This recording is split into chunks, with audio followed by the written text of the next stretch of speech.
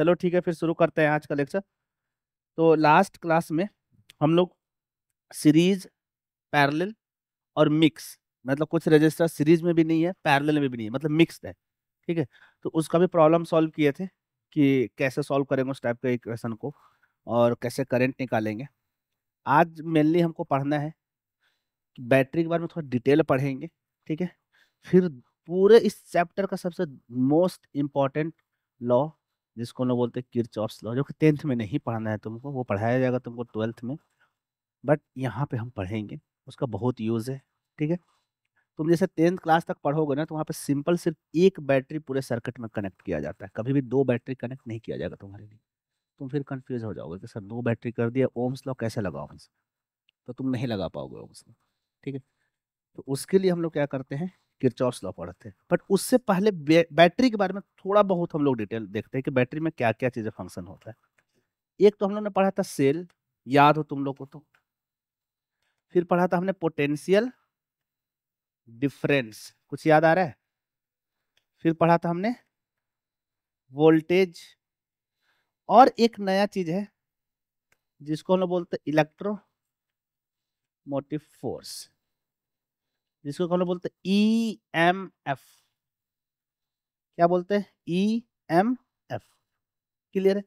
अब इन सब में डिफरेंस क्या है, पहले इस चीज पे हम लोग फोकस करेंगे। ठीक है, जैसे कि तुम देखो, एक बैटरी उठा लो।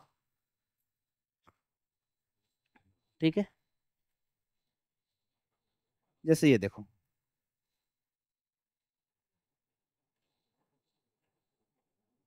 ये क्या है तुम्हारा, बैटरी। ठीक है, बैटरी में दो इंड है, एक मान लो ये वाला इंड हो गया ए, और ये वाला इंड हो गया बी। क्लियर है। इस ए इंड को हम लोग बोलते हैं हायर पोटेंशियल, सॉरी, और इस बी वाले को लोअर पोटेंशियल, हायर पोटेंशियल, और इसको बोलते हैं लोअर।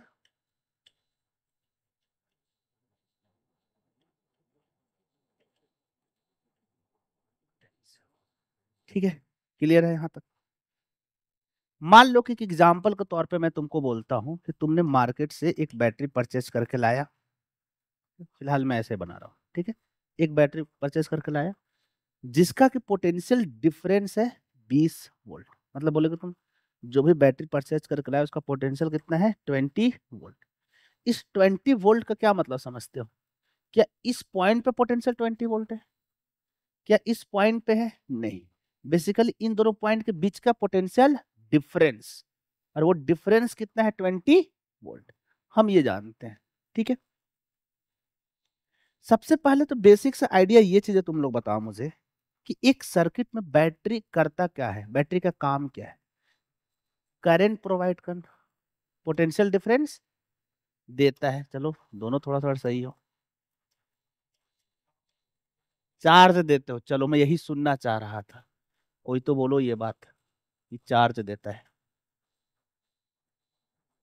दो ही में से तुम बोल ना दिए, गलत करने के लिए 100 की जरूरत नहीं है।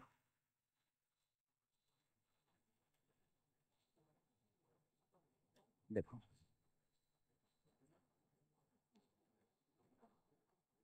ठीक है, एक रजिस्टर ऐड कर दिया, और यहाँ पे एक मैंने बैटरी लगाया जिसका पोटेंशियल डिफरेंस कितना है, delta V।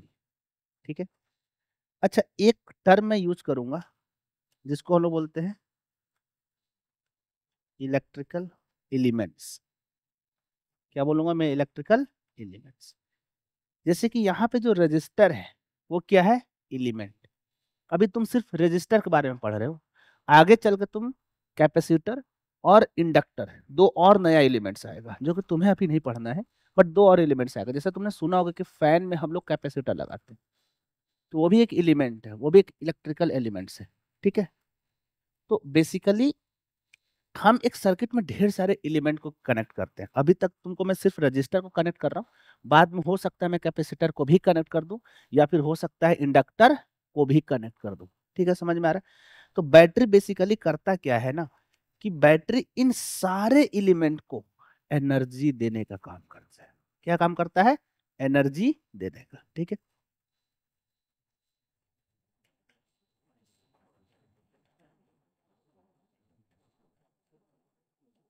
Provides electrical energy, कौन सा एनर्जी देगा? Electrical energy to all elements connected in this circuit, all element in this circuit। Battery से तुम बोलोगे कि सर करंट आई निकल गया, जो कि अच्छी बात है कि चलो करंट आई नॉट निकला। तुम बोलोगे कि सर करंट बराबर होता है चार्ज अपॉन टाइम, करंट निकला इसका मतलब बैटरी से चार्ज निकला, इसलिए तुमने क्या बोला कि बैटरी चार्ज देने का काम करता है। नहीं, बैटरी चार्ज देने का काम नहीं करता है, ये गलती मैक्सिमम बच्चे करते हैं। तो तुम यहां पे इस बात को लिखो कि बैटरी डू नॉट प्रोवाइड क्या? चार्ज। बैटरी चार्ज नहीं देता, बैटरी क्या देता है? एनर्जी। क्लियर है, समझ में आ रहा है? बट तुम बोलोगे कि सर इसमें तो करंट फ्लो कर रहा है, अगर करंट फ्लो कर रहा है तो चार्ज फ्लो कर रहा है, तो फिर आप ये बात कैसे बोल रहे हो कि बैटरी चार्ज नहीं देता है? बैटरी तो यहाँ पे चार्ज ही दे रहा है, तुम्हारे अंडरस्टैंडिंग से तो ये लगेगा ना, बट ऐसा नहीं है। पहले इसको लिखो, मैं बताता हूँ ऐसा क्यों नहीं।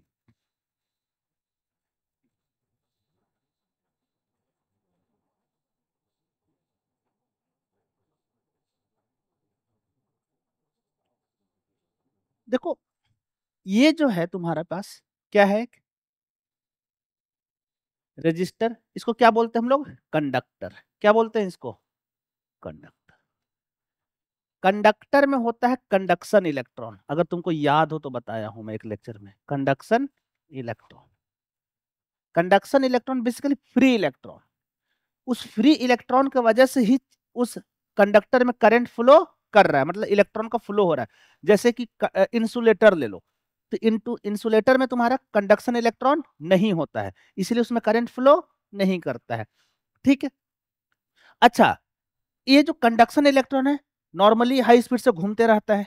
ठीक है, जैसे ही मैंने इसको एक बैटरी से कनेक्ट किया, किससे कनेक्ट किया? बैटरी से, तो हुआ क्या कि इसके पास इलेक्ट्रॉन था, तो यहाँ पे जो कंडक्शन इलेक्ट्रॉन था, इलेक्ट्रॉन की बात कर रहा हूँ, किसकी बात कर रहा हूँ? इलेक्ट्रॉन। थोड़ी देर के इलेक्ट्रॉन को मान लो चार्ज, इलेक्ट्रॉन चार्ज ही होता है। तो जैसे मैं इसको बैटरी से कनेक्ट किया मैं, तो वो बैटरी के पास आएगा और बैटरी से लेगा एनर्जी। क्या लेगा बैटरी से? एनर्जी। ऐसा समझो कि इसके पास इलेक्ट्रॉन था, जैसे उसको बैटरी से कनेक्ट किया, तो बैटरी देता क्या है? Battery provide electrical energy. तो चार्ज यहाँ पे आएगा, बैटरी को बोलेगा भाई एनर्जी दो, वो एनर्जी लेके गया इससे, और ये एनर्जी लेके जैसे सर्किट में निकला, सारे एलिमेंट को बोलेगा लो लो मैं आ गया, मेरे पास एनर्जी है। समझ में आ रहा है? चार्ज क्या किया? बैटरी से क्या लिया? एनर्जी। फिर वही चार्ज सारे एलिमेंट में गया, रजिस्टर में, कैपेसिटर में और इंडक्टर में, और सबको जाकर बोलेगा मेरे पास एनर्जी है लो। ठीक है, जरूरत के हिसाब से। तो ये चार्ज एनर्जी लेकर आया और ये एनर्जी रजिस्टर को दे दिया। अगर वो रजिस्टर को एनर्जी दे दिया तो चार्ज के पास एनर्जी खत्म, फिर से वो आएगा बैटरी के पास, बोलेगा फिर से एनर्जी दो, फिर से वो एनर्जी लेके जाएगा, फिर से किसको देगा? रजिस्टर को। अब तुम बताओ, क्या बैटरी चार्ज दे रहा है या एनर्जी दे रहा है? क्या दे रहा है? एनर्जी। ठीक है, बेसिकली हो क्या रहा है कि हाँ, वो जो कंडक्शन इलेक्ट्रॉन है वो बैटरी के पास आ रहा है, उससे वो इसका एनर्जी ले रहा है, और एनर्जी लेके कहां जाकर दे रहा है? एलिमेंट्स में। तो बेसिकली चार्ज एक कैरियर है, एक एनर्जी प्रोवाइड करने का जरिया है कि भाई अच्छा मैं यहां से एनर्जी लेकर जा रहा हूं, इसको दे दूंगा। ये काम कौन कर रहा है? चार्ज। तो बैटरी जो है चार्ज नहीं दे रहा, बेसिकली एनर्जी दे रहा है। समझ में आ रहा है? तो ये सबसे बड़ा मिसकंफ्यूजन होता है बच्चों को कि बैटरी से करंट निकल रहा है, और करंट होता है चार्ज अपॉन टाइम, इसका मतलब बैटरी से क्या निकल रहा है? चार्ज, जो कि ऐसा नहीं है। समझ में आ रहा है ये बात? यहां तक कोई कंफ्यूजन है तो बताओ।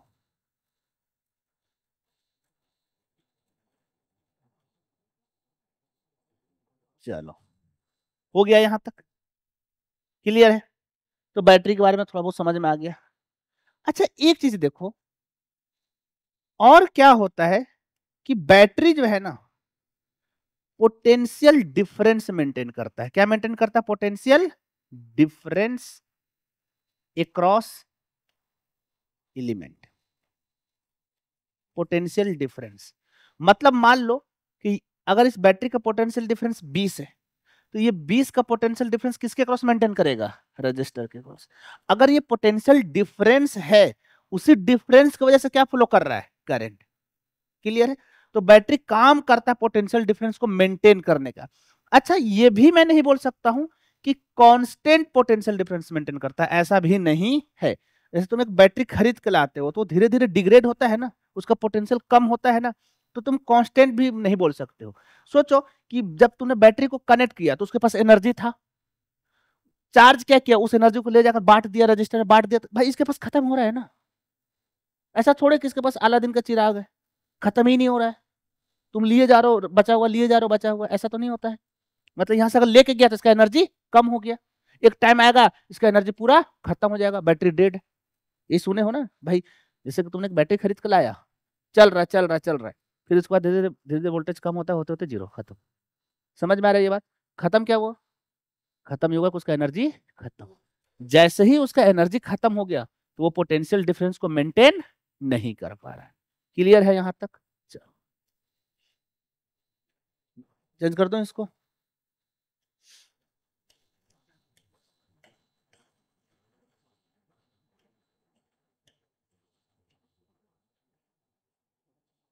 अब देखो एक प्रॉब्लम आता है, जैसे मान लो कि तुम मार्केट से बैटरी खरीद के लाए, ठीक है, तुमको बोला गया कि उस बैटरी का जो पोटेंशियल है, जैसे कि इन जनरली मार्केट में जो बैटरी मिलता है उसका पोटेंशियल होता है 1.5 वोल्ट, छोटा वाला जो बैटरी लेते हो ना, निप्पो या एवरीडे का आता है, परचेज किए हो कभी?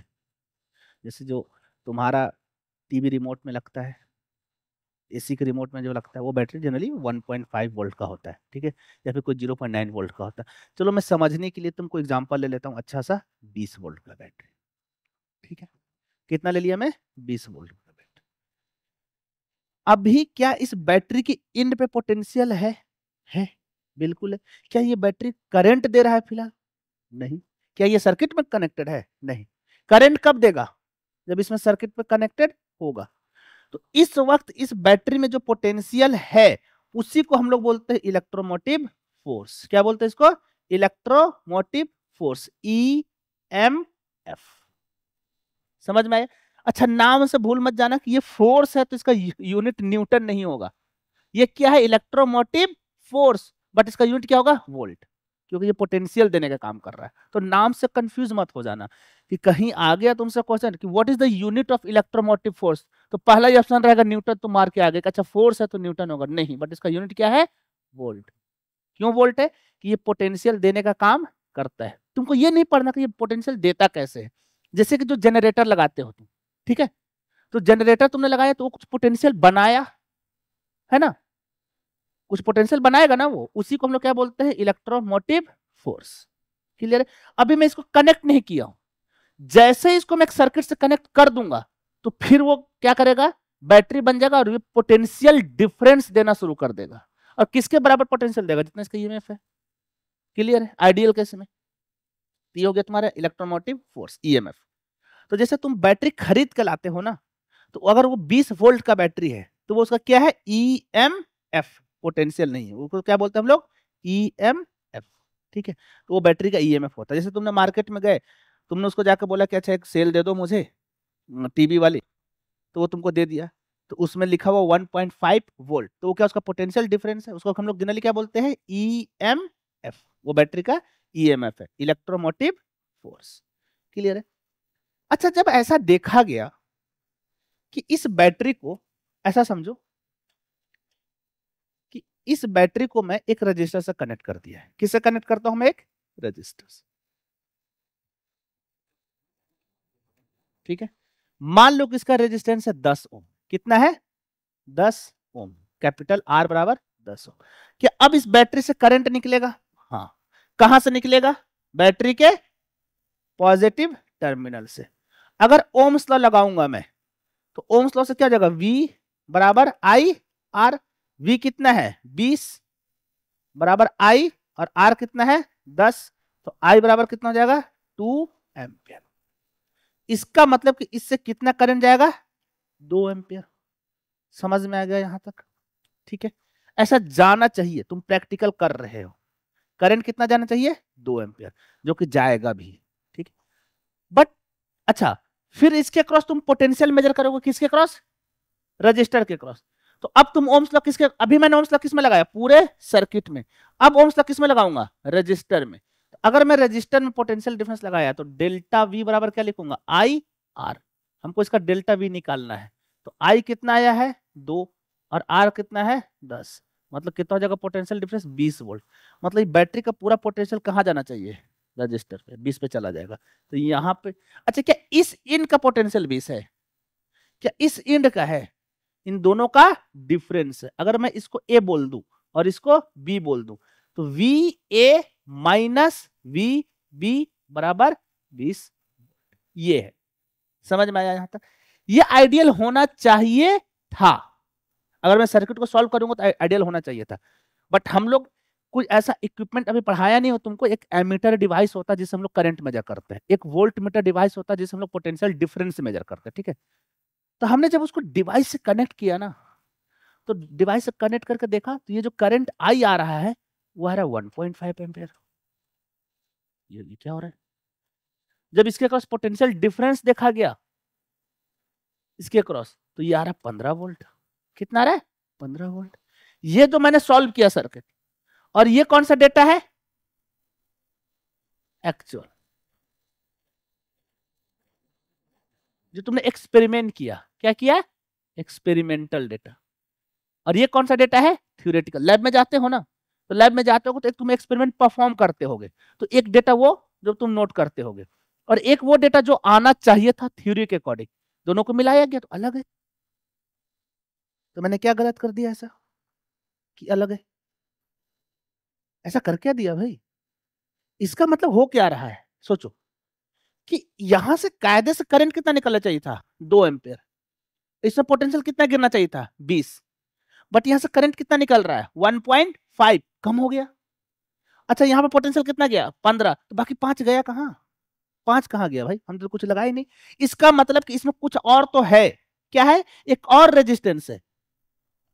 ठीक है, एक और रेजिस्टेंस है, और जिसके पास पोटेंशियल कितना जा रहा है? 5। कितना जा रहा है उसके पास पोटेंशियल? 5 वोल्ट। समझ में आ रहा है? मतलब एक और रेजिस्टेंस है यहां पे, हमको नहीं पता, मैं उसको स्मॉल आर नाम दे देता हूं। और इस स्मॉल आर के क्रॉस पोटेंशियल कितना गिर रहा है? 5 वोल्ट। समझ में आ रहा है ये बात? अच्छा, इसके क्रॉस पोटेंशियल 5 वोल्ट है, करंट कितना जा रहा है? 1.5। तो बता इसका रेजिस्टेंस कितना हो जाएगा? देखो, V बराबर आई आर। तो V हो गया 5, आई हो गया 1.5 इंटू आर। तो आर हो जाएगा 5 डिवाइड बाई 1.5, 50 ले लो, तो हो जाएगा तुम्हारा 50 डिवाइड बाई 15, 15 45 हो जाएगा ना, 3.3। मतलब लगभग कितना? 3.3 ओम। मतलब कि एक और रेजिस्टेंस था जो हमको पता नहीं चल रहा था। ठीक है, ये एक्सपेरिमेंटली देखा गया। तो बताइए आया कहां से? तो तुम सोचो कि बैटरी भी तो किसी चीज से मिलकर बना हुआ है ना। मैंने बैटरी बनाया, बैटरी का देखो थोड़ा सा बेसिक सा साइंस दे देता हूं। तुम लोग पढ़ा होगा, इलेक्ट्रोलाइसिस होता है, पढ़े हो इलेक्ट्रोलाइसिस केमिस्ट्री में?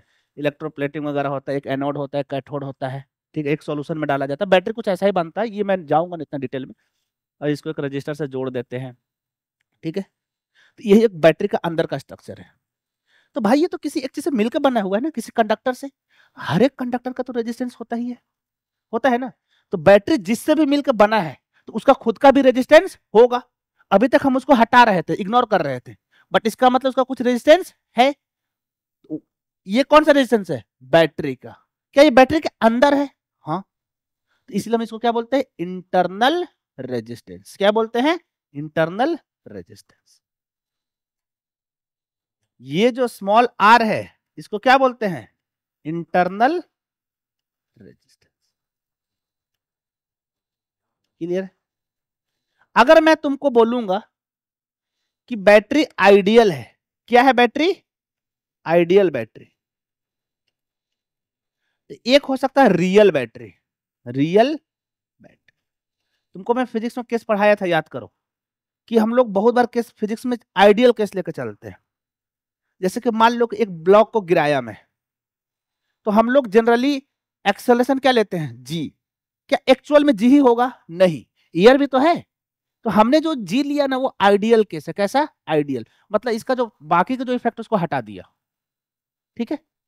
तो अगर मैं आइडियल बैटरी बोलूंगा मतलब उसका इंटरनल रेजिस्टेंस कितना होगा, 0, उसको हटा दूंगा मैं, तो स्मॉल आर कितना हो जाएगा, 0।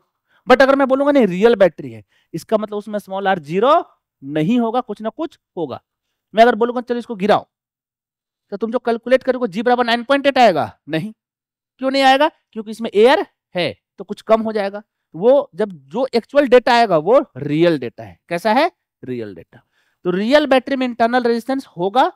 और अगर तुमको ऐसा लिख दिया an ideal battery is connected through a circuit, इसका मतलब उसका इंटरनल रेजिस्टेंस कितना लेना है, 0।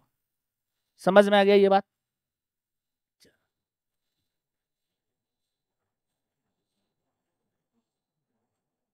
अब देखो तुम थोड़ा सा इसी में समझो।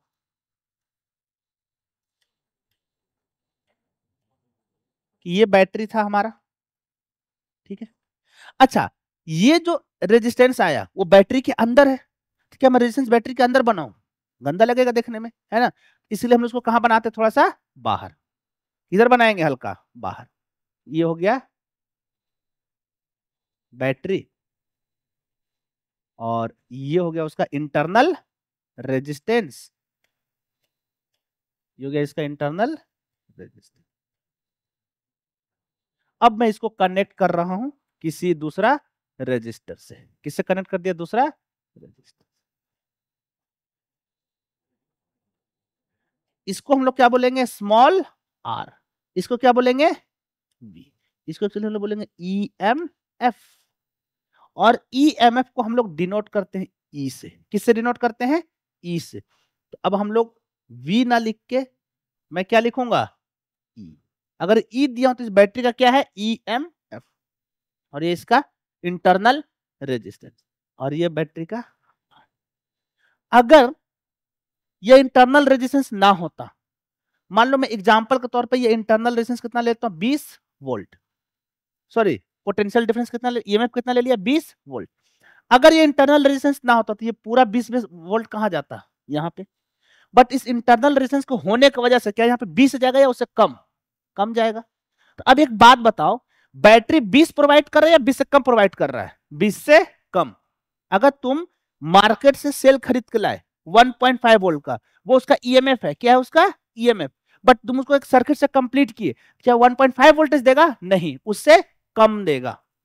कितना देगा, ये वाला इन और ये वाला इन का जो पोटेंशियल डिफरेंस होगा वही देगा। अरे यही, ये वाला रेजिस्टेंस इसके अंदर है, तो ये दोनों इन पे जितना पोटेंशियल होगा वही यहाँ पे गिर जाएगा जाकर। अगर मान लो यहाँ का पोटेंशियल ए है तो यहाँ का भी पोटेंशियल क्या होगा, ए। अगर यहाँ का पोटेंशियल बी है तो यहाँ का भी पोटेंशियल क्या होगा, बी। ठीक है। अब बताओ, क्या ये वाला पोटेंशियल इस बैटरी का टर्मिनल वोल्टेज है, एक टर्मिनल ये और दूसरा टर्मिनल ये। अच्छा, क्या बैटरी का टर्मिनल ये है, नहीं, ये जो रजिस्टर इसके अंदर का ही पार्ट है, मैं उसको बाहर दिखाया हूं बस। तो बैटरी का टर्मिनल ये और ये होगा, नहीं। मान लो इसको मैं सी पॉइंट दे देता हूं, तो क्या B and C is the terminal of battery, no, A and B. इसके अक्रॉस जो वोल्टेज होगा वही बैटरी देगा। अब बताओ इस वोल्टेज को क्या नाम दूंगा, टर्मिनल वोल्टेज।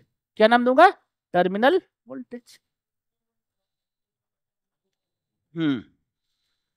एक टर्म और डिफाइन हो गया, टर्मिनल।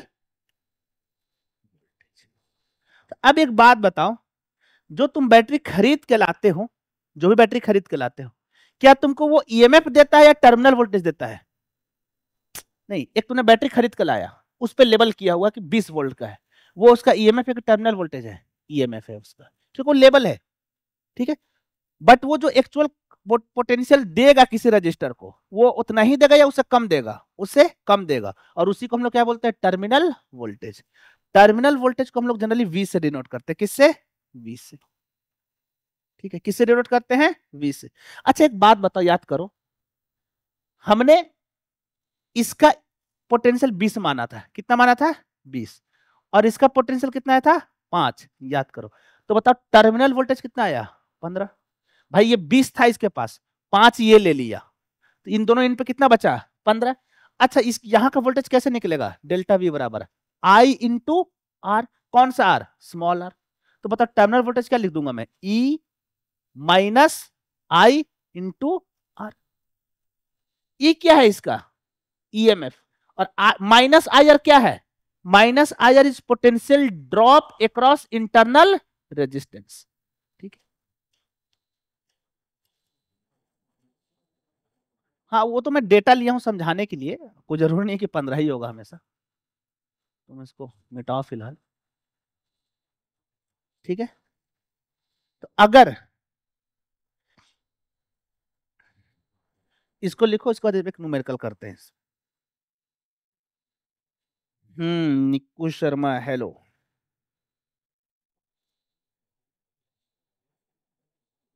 हो गया ये। चलो अब एक क्वेश्चन तुमको देता हूँ, ठीक है।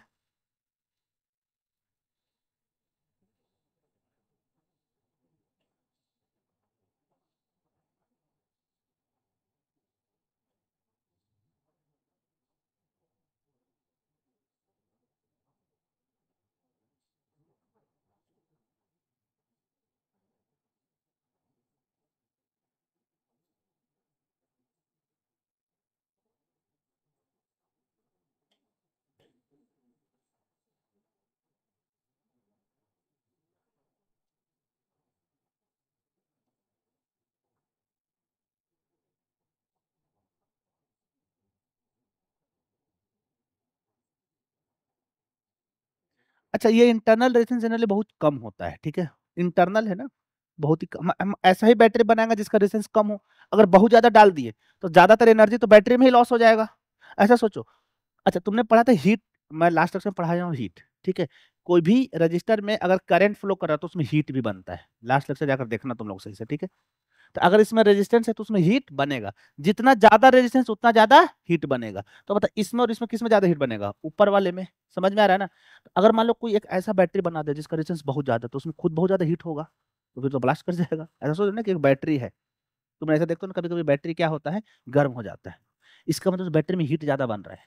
समझ में आ रहा है, इसलिए उसका रेजिस्टेंस ज्यादा हो रहा है।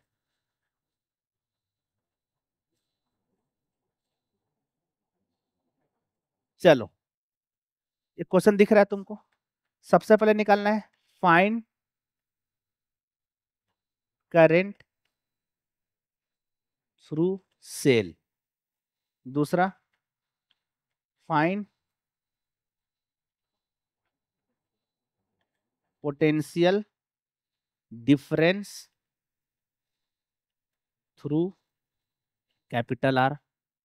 तीसरा है find terminal voltage of battery. Battery का टर्मिनल वोल्टेज कितना, निकालो। सबसे पहले क्या करना है, सबसे पहले इक्विवेलेंट रेजिस्टेंस निकालोगे। ये बताओ स्मॉल आर और कैपिटल आर सीरीज में है कि पैरेलल में। सेमी करंट जा रहा है ना दोनों में, किस में हो जाएगा, सीरीज में। और सीरीज में रेजिस्टर को हम लोग सिंपली क्या कर देते हैं, ऐड। तो इक्विवेलेंट रेजिस्टेंस कितना हो जाएगा, 16 ओम। अब लगाओगे ओम्स लॉ, लगाओ तो सर्किट से कितना करंट जाएगा, फटाफट करो। जिन भी बच्चे का ऑनलाइन आंसर आ रहा कमेंट कर सकते हो। सर एक बार रिपीट कर दो सर स्टार्टिंग से। क्या रिपीट करना स्टार्टिंग से। हम्म,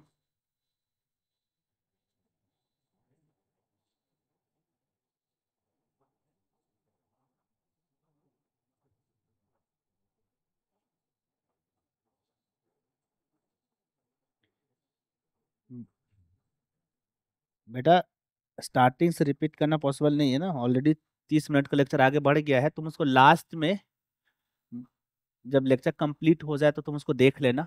और ऐसा कोई ज्यादा ऐसा पढ़ा नहीं दिया हूं मैं। कितना आ रहा है करंट, 3 पॉइंट करंट। सबसे पहले देखो कि ये दोनों किस में है, सीरीज में।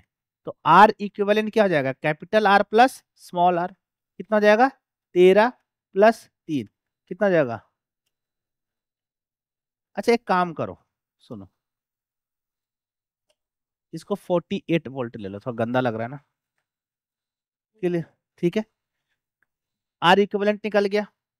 अगर मुझे इस बैटरी से करंट आई निकालना है तो ओम्स लॉ से क्या हो जाएगा, फ्रॉम ओम्स लॉ।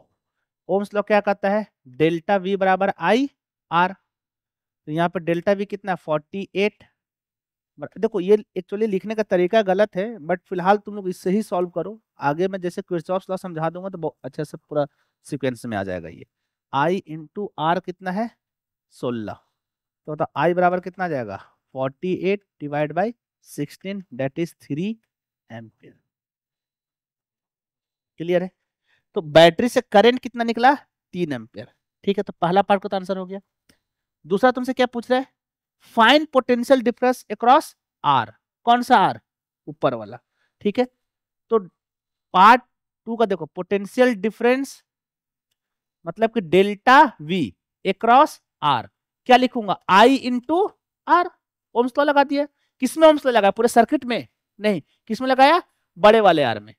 तो बताओ बड़े वाले आर में करंट कितना है 3 और उसका रेजिस्टेंस कितना है 13, तो कितना जाएगा 39 वोल्ट। ठीक है, तीसरा क्या है, find the terminal voltage across the battery. अगर तुमको याद हो तो मैं टर्मिनल वोल्टेज के क्या फॉर्मूला बताया, V टर्मिनल बराबर E minus I R. E क्या है, EMF of cell. EMF of cell कितना है 48 माइनस आई कितना है 3 और इंटू आर कितना है स्मॉल 3। ये हो जाएगा तुम्हारा 48 माइनस 9, ये वापस कितना आएगा 39 वोल्ट। और कॉमन सी बात है कि अगर बैटरी पे उसमें बड़े वाले आर में 39 वोल्ट जा रहा है, इसका मतलब कि इन दोनों इनका पोटेंशियल डिफरेंस कितना है 39, और वही क्या कहलाता है टर्मिनल वोल्टेज। है तो आर। भैया एक बात बताओ, जब ये स्मॉल आर नहीं होता, जब ये स्मॉल, तो पूरा 48 उठ के कहां चला जाता है ऊपर की ओर।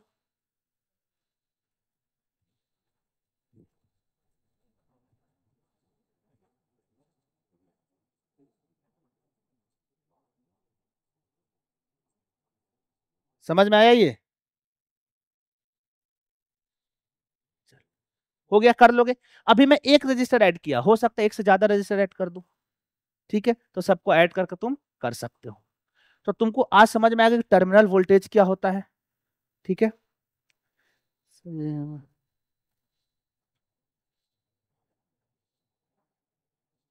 क्या बोल रहे हो सर, यही हम ऐसे दिए जाए कि पैरेलल में दिया जाए तो तुमको ओम्स लॉ लगाना चाहिए, बट सर यदि आप दिन में 2 बार।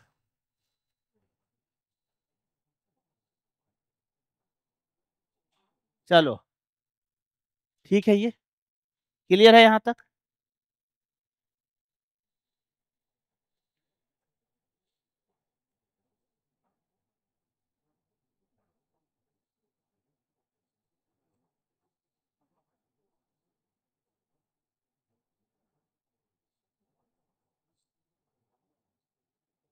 चलो अच्छा, एक और क्वेश्चन दे रहा हूँ, इसको सॉल्व करो फिर बता।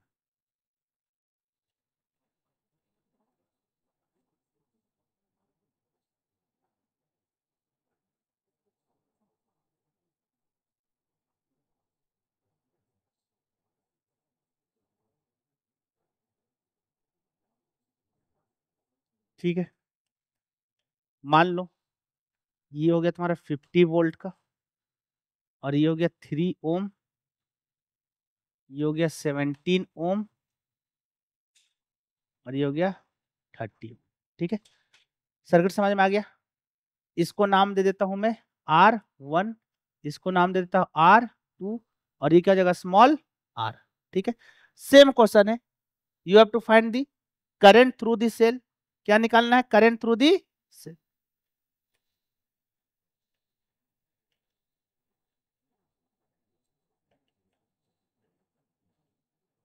दूसरा क्या हो जाएगा,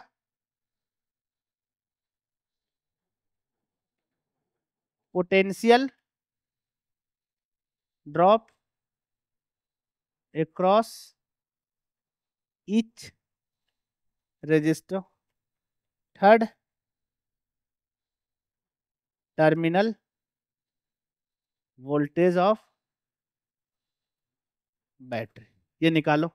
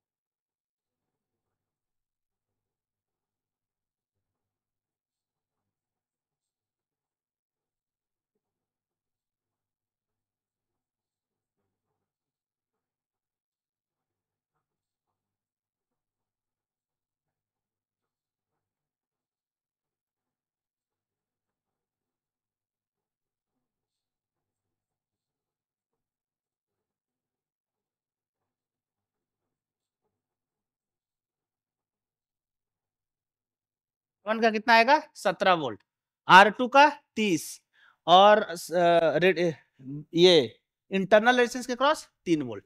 तो बताओ टर्मिनल वोल्टेज कितना हो गया? टर्मिनल 47 वोल्ट, बहुत सही। ठीक है, मतलब सिंपल क्या हुआ कि ये तीनों रजिस्टर किसमें था? सीरीज में। तो आर इक्विवेलेंट कितना हो जाएगा? ऐड कर दो सबको।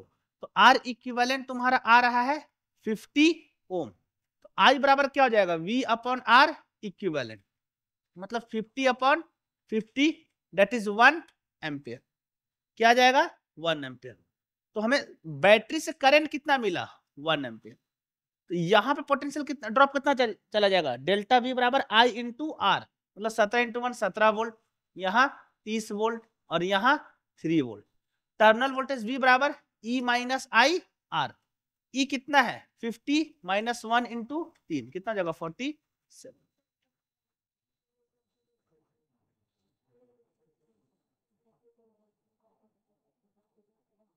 हाँ, मतलब इन दोनों के क्रॉस जो पोटेंशियल डिफरेंस होगा वही टर्न। बट देखो तुमको, तुम अगर इतना सोच पा रहे हो तो दैट्स वेरी गुड थिंग कि तुम इसको रिलेट कर रहे हो। बट सिंपल टर्मिनल वोल्टेज का ये फॉर्मूला याद रखना। हो सकता है कि बहुत बार सर्किट बहुत कॉम्प्लेक्स दे दिया जाए, है ना? या फिर हो सकता है कि मैं तुमको ऐसा बोल दूं कि बैटरी का, जैसे इसी क्वेश्चन में देखो, इस पूरे वाले में देखो, तुमने ये कर लिया ना, यहाँ पे तो किसी को कोई दिक्कत नहीं है। ठीक है,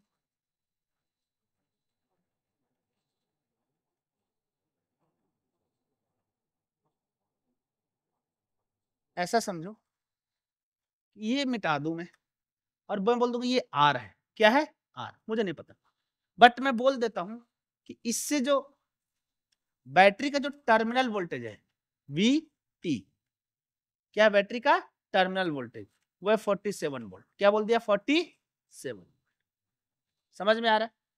और मैं तुमको बोल दिया कि इसमें करंट जा रहा है 1 एम्पियर। कितना जा रहा है? 1 एम्पियर। बताओ आर का वैल्यू कितना होगा?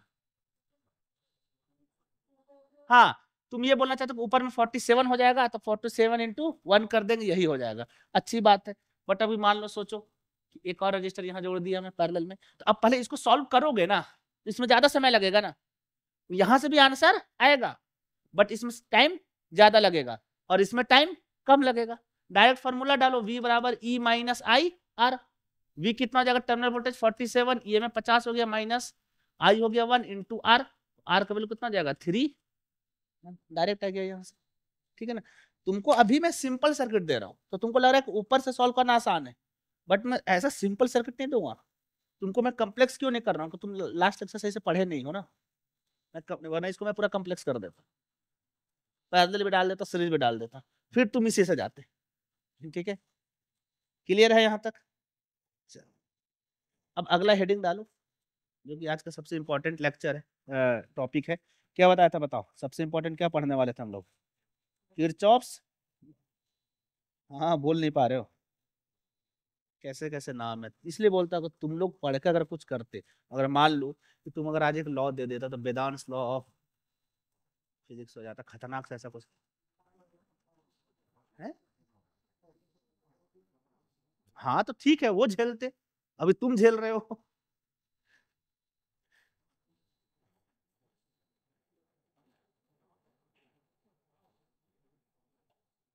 अब जैसे कि इंडिया में भी किसी ने कुछ अच्छा किया, जैसे रमन, तो हमने पढ़ते हैं रमन इफेक्ट, तुम पढ़ोगे आगे चल के, एक रमन इफेक्ट पढ़ना है। हाँ, जो भी है अभी पढ़ोगे बाद में।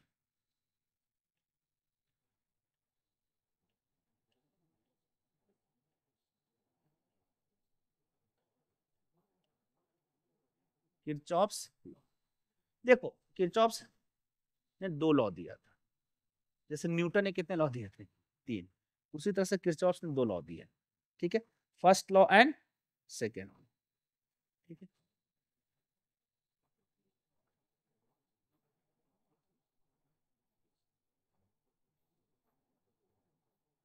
चलो, किरचॉफ्स ने दो लॉ दिए, एक, अब सिंपल से इसको क्या बोलेंगे, Kirchhoff's first law, Kirchhoff's first law, और दूसरा हम लोग क्या बोलेंगे, बातें नहीं, Kirchhoff's second law. Kirchhoff's first law को हम लोग करंट लॉ भी बोलते हैं, क्या बोलते हैं, करंट, किरचॉफ्स करंट लॉ, इसलिए इसका नाम होता है के सी एल, जैसे यूनिफॉर्म सर्कुलर मोशन, अगर कहीं पे लिखा हुआ के सी एल मतलब किरचॉफ्स करंट लॉ, ठीक है, किरचॉफ्स करंट लॉ, उसी तरह समझेगा कि यहाँ पे, अच्छा बताओ इसको करंट लॉ बोल देते, इसको क्या बोलेंगे, वोल्टेज, तो बता इसका क्या नाम होगा, के वी एल, केवीएल मतलब किरचॉफ्स वोल्टेज लॉ, मतलब उसमें हम करंट के बारे में पढ़ेंगे और इसमें वोल्टेज। अच्छा इसका एक और नाम है, इसको हम लोग बोलते हैं जंक्शन लॉ, क्या बोलते हैं, किरचॉफ्स जंक्शन लॉ, और इसको एक और नाम दिया हमने, इसको हम लोग बोलते हैं लूप लॉ। देखो ये क्यों नाम बता रहा हूं, नाम से ही पूरे लॉ को एक्सप्लेन किया जा सकता है। किरचॉफ्स का जो पहला लॉ है वो करंट के बारे में डील करेगा, और साथ में कहां पे, जंक्शन पे लगेगा, कहां लगेगा, जंक्शन। किरचॉफ्स का जो सेकेंड लॉ है किसके बारे में डील करेगा, वोल्टेज, और कहां लगेगा, लूप में। लूप ऐसा समझ लो ना, क्लोज पाथ को क्या बोलते हैं, लूप।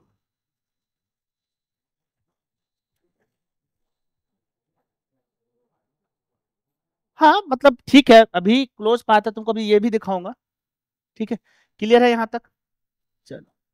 अच्छा जंक्शन का क्या मतलब समझते हो,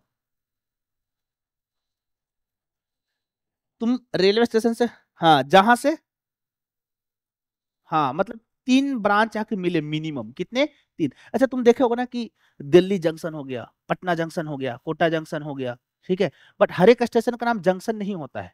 जैसे तुम ट्रेन से ट्रेवल किए हो ना, तो ट्रेन से ट्रेवल ट्रेवल करोगे, कि मान लो तुम यहाँ से तुम जयपुर जा रहे हो, ठीक है, या फिर यहाँ से तुम मुंबई जा रहे हो, ठीक है, यहाँ से कहाँ जा रहे हो, मुंबई, तो बीच में एक रेलवे स्टेशन पड़ेगा जिसको हम लोग बोलते हैं एक सिटी पड़ेगा जिसको हम लोग बोले जयपुर, तो जयपुर का जो रेलवे स्टेशन है उसका नाम है जयपुर जंक्शन, बट उससे पहले कोई रेलवे स्टेशन होगा उसका नाम जंक्शन नहीं है, बट जयपुर का नाम जंक्शन है।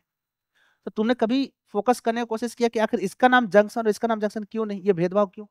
तो होता क्या है ना कि देखो, जब मान लो कि एक ट्रेन का ट्रैक इधर से आया और एक इधर से आया और मिल के इधर चला गया, तो क्या यहाँ पे तीन ट्रैक मिला, इसलिए इसको क्या बोलते हैं, जंक्शन।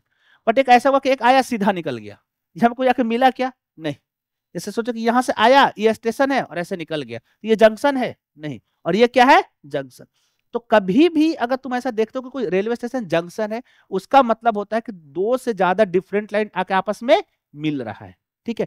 अब उसी तरह से बताओ, मैंने बोला यहाँ पे जंक्शन लो, अच्छा यहाँ पर हम किसकी बात करेंगे, करंट की, तो इसका मतलब यहाँ पे भी क्या होगा, तीन या फिर तीन से ज्यादा ब्रांच आके आपस में मिलेगा, ठीक है ना, तो उसी को हम लोग क्या बोलेंगे, जंक्शन, ठीक है। एक ऐसा एग्जांपल देखो, हम्म, देखो एक मान लो इधर से आया, एक इधर से आया और एक इधर से निकल गया, या फिर एक ऐसे निकल गया, क्या ये जंक्शन है, बिल्कुल ये जंक्शन है कि नहीं है। ठीक है। तो जो किरचॉफ्स का जो पहला लॉ है जिसको हम लोग क्या बोलते हैं, किरचॉफ्स जंक्शन रूल। ठीक है, जंक्शन रूल क्या बोलता है कि मान लो कि यहां से करंट I1 आया, यहां से करंट I2 आया, यहां से करंट I3 गया और यहां से करंट I4 गया। तो किरचॉफ्स का जंक्शन लॉ बोलता है कि एक जंक्शन पे जितना करंट आ रहा है उतना ही करंट वहां से जाएगा। क्या ये बहुत बेसिक चीज नहीं है, कॉमन सी बात है भाई, कि एक ऐसा समझो कि यहां से दो ट्रेन इधर से आया, दो ट्रेन इधर से आया, तो कितना आया टोटल, चार। तो इधर से कितने ट्रेन जाएंगे, चार। कॉमन सेंस है, कंजर्वेशन ऑफ चार्ज हो गया। कि अच्छा समझो कि यहाँ से 2 कूलम चार्ज आया, यहाँ से 3 कूलम चार्ज आया, तो टोटल कितना चार्ज आया, 5। तो यहाँ दोनों से जाएगा भी कितना, 5। अच्छा मान लो इसमें 1 कूलम चला गया तो इसमें कितना जाएगा, 4 कूलम। इसी को हम लोग क्या बोलते हैं, किरचॉफ्स जंक्शन लॉ। क्या बहुत ज्यादा है ऐसा कुछ नहीं। इसका डेफिनेशन में क्या लिखोगे, करंट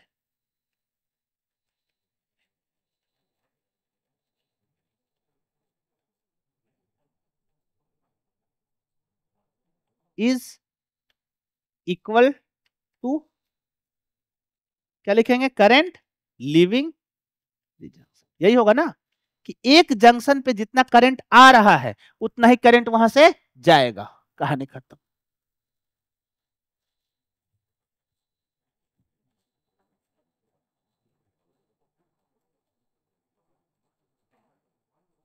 समझ में आया ये। अच्छा, बहुत बार इसको एक अलग रूप में लिखा हुआ तुम देखोगे, वो कुछ ऐसा लिख देते हैं कि summation of net current eight A junction is zero. क्या लिखा हुआ मिलेगा, summation of net current eight A junction is zero. देखो समेशन ऑफ नेट करंट मतलब तुमको सिर्फ आने वाला करंट को देखना है कि उस जंक्शन पे कितने करंट आ रहे हैं। जैसे देखो यहां पे लिखेंगे तो एक बात बताओ, तुमने लिखा क्या, यहां पे I1 प्लस I2 बराबर I3 प्लस I4, यही हुआ ना। ये दोनों करंट आया और ये दोनों करंट गया। ठीक है। अच्छा एक बात बताओ कि इस जंक्शन पे कितने करंट आ रहे हैं। मैंने क्या लिखा, समेशन ऑफ आई नेट, कितना आया I1, फिर कितना आया I2, ये कितना आया -I3, क्योंकि गया कितना I3 तो आया कितना -I3। अरे भाई जाने वाले को अगर प्लस लिया तो आने वाले को क्या लूंगा, माइनस। डायरेक्शन होगा ना इसको, ये इधर से जा रहा है, लीप कर रहा है, तो लीप कर रहा है तो इसको क्या लिखूंगा, -I3। इसको क्या लिखूंगा, -I4। क्या ये जीरो के बराबर नहीं होगा, देखो इसको इधर ले जाओ, ऐसा कुछ लिखा हुआ मिलेगा। ठीक है, समझ में आ रहा है। इस पर तुमको क्वेश्चन कैसे बनेंगे, देखो क्वेश्चन ऐसे बनेंगे, ये एक इधर से आया, एक इधर से आया, ऐसे बहुत सारा मल्टीपल है, ढेर सारा ऐसे। ठीक है, इसमें करंट 2 एम्पियर, इसमें करंट इधर जा रहा है 4 एम्पियर, 7 एम्पियर, 3 एम्पियर, 10 एम्पियर। तो इसमें बताओ करंट कितना होगा, आएगा कि जाएगा इसमें, सोचो। किरचॉफ्स का जंक्शन लॉ क्या कहता है, समेशन ऑफ आई नेट बराबर जीरो। तो तुम मान लो कि इसमें कितना करंट आ रहा है, आई। अगर आई आएगा तो प्लस, अगर जाएगा तो माइनस। आने वाला सारे करंट को सम करो, कितना आ रहा है 2, ये कितना आ रहा है, यहां लाइन चलते 2, 2 के बाद -4, ये कितना 7, -3 +10 +I, +10 +I, सबका सम कितना 0। हाँ देख लेते हैं ना, तो वो कितना हो जाएगा, 4 3 7 7 10 2 12। अरे नहीं समझ में आया, देखो तुम लोग का कैलकुलेशन को क्या हो गया, 4 और 3 7 और ये 7, कहानी खत्म, 0 हो गया। तो 12 +I बराबर 0, I बराबर कितना हो गया -12। मतलब इस वायर से करंट आएगा या जाएगा, जाएगा, और कितना जाएगा 12 एम्पियर। क्लियर है, समझ में आ रहा है। ये क्या है, किरचॉफ्स का जंक्शन रूल। अच्छा एक चीज देखो, मान लो कभी ऐसा सर्किट बना हुआ मिल गया तो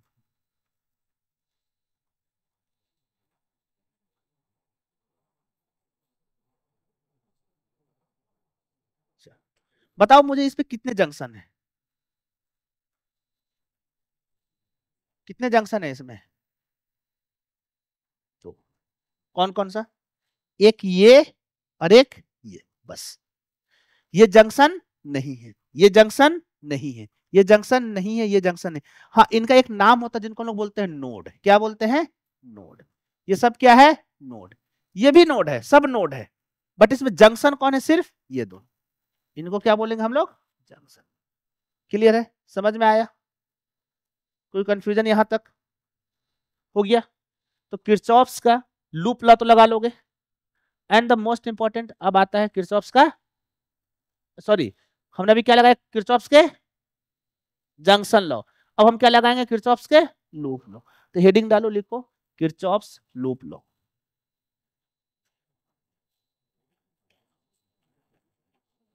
ये मस्त है, ये इंपॉर्टेंट, इससे ज्यादा क्वेश्चन आते हैं।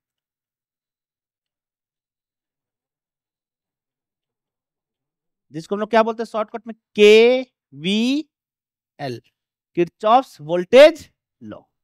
अभी जो हम पढ़ रहे थे वो था क्या क्या था? Kirchhoff's current law, KCL. अब हम पढ़ेंगे किरचॉफ्स वोल्टेज लॉ। अच्छा, किरचॉफ्स लूप लॉ में क्या पढ़े थे? Summation of net current is zero. तुमने पढ़ा था ना? समेशन ऑफ आई नेट बराबर जीरो। अब तुम बताओ कि लूप लॉ में क्या लगेगा? लूप लॉ में करंट यूज करते हैं क्या? वोल्टेज। तो बताओ क्या हो जाएगा? अब वोल्टेज तो होता नहीं, वोल्टेज ड्रॉप होता है। वोल्टेज होता है कि वोल्टेज ड्रॉप होता है? Voltage drop. तो समेशन ऑफ वी नेट, ये ड्रॉप कितना जाएगा? जीरो। ये क्या कहलाएगा? किरचॉफ्स का वोल्टेज लॉ। अब हम एक एक रजिस्टर में वोल्टेज का ड्रॉप के सम को क्या करेंगे? जीरो। पहले किसको जीरो कर रहे थे? करंट को। अब किसको करेंगे? वोल्टेज को। देखो, तुम ये जो भी पढ़ रहे हो ना, किरचॉफ्स वोल्टेज लॉ या फिर तुमने पढ़ा ओम्स लॉ, बेसिकली ये सब क्या है? Conservation of energy. सब कंजर्वेशन ऑफ एनर्जी। कैसे? तुमको मैं एक एक चीज दिखाता हूं, ठीक है? बट इस लूप को लिखने से पहले कुछ साइन कन्वेंशन मैं तुमको बता दूं।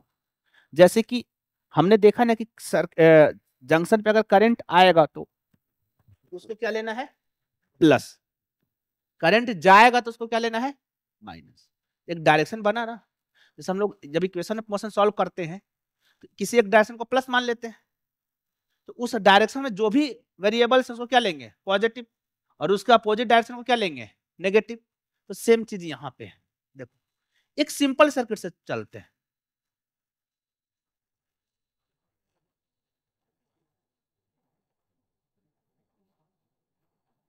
बहुत एकदम सबसे सिंपल सर्किट, ठीक है? मान लो इसका पोटेंशियल है 20 ओम और इसका वोल्टेज है 100। इसको आर मान लो और इसको वी मान लो, ठीक है? तुम सबको समझ में आ रहा करंट कितना होगा? 5 एम्पियर। क्लियर है? बट अब अभी तुम करंट जो 5 एम्पियर निकाले वो किसे निकाले? ओम्स लॉ से। अब उसी करंट को हम किससे निकालेंगे? किरचॉफ्स लॉ से। Ohm's law basically simple circuit को सॉल्व कर देता है, बट कॉम्प्लेक्स सर्किट को सॉल्व नहीं कर पाता है। टोटल वोल्टेज नहीं बेटा, वोल्टेज का जो ड्रॉप है ना हर एक रजिस्टर पे, देखो होगा क्या कि किसी से पोटेंशियल का निकलेगा तो किसी में जाके गिरेगा वो। जहां से निकला हो सकता है उसको हम प्लस मान ले, जहां गिरा उसको क्या मान लेंगे? माइनस। तो सबका सम कितना होगा? जीरो। तुम सोचो अभी थोड़ी देर के लिए आइडियल केस में समझो कि यहाँ से 100 वोल्ट निकला तो इसको क्या मान लिया? प्लस। यहाँ 100 वोल्ट जाके ड्रॉप कर गया, इसको क्या मान लूंगा? माइनस। तो प्लस 100 माइनस 100 बराबर क्या हो जाएगा? जीरो। यही तो करना है, ठीक है? अब लेकिन डायरेक्शन देखो, मैंने क्या बोला कि पोटेंशियल का अगर ड्रॉप लिखना है, क्या लिखना? पोटेंशियल का ड्रॉप।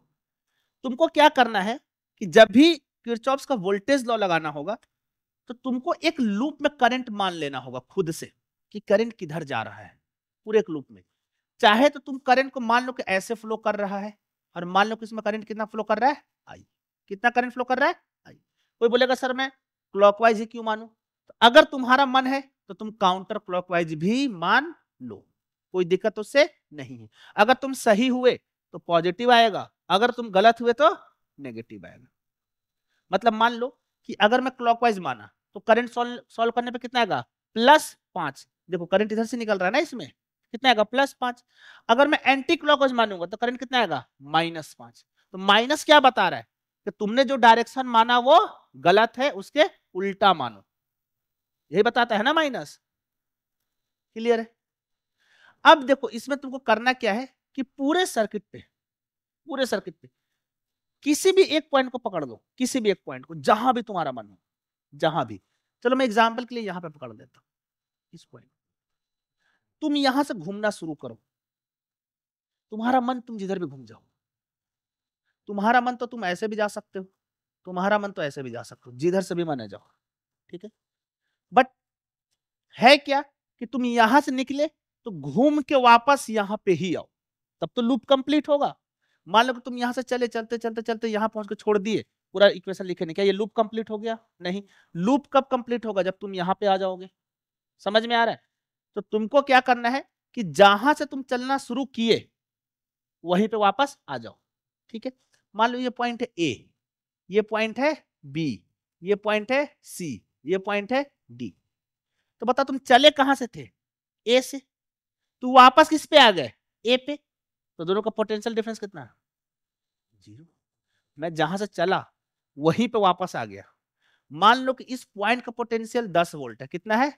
10 वोल्ट। थोड़ा देर के लिए समझो, इस पॉइंट का पोटेंशियल कितना है? 10 वोल्ट। मैं यहां से चला तो यहाँ का पोटेंशियल 10 वोल्ट, चलते चलते चलते वापस भी यहीं पे आ गया, तो फिर माइनस कितना 10, तो कितना हो गया पोटेंशियल ड्रॉप? 0। समझ में आ रहा है ना?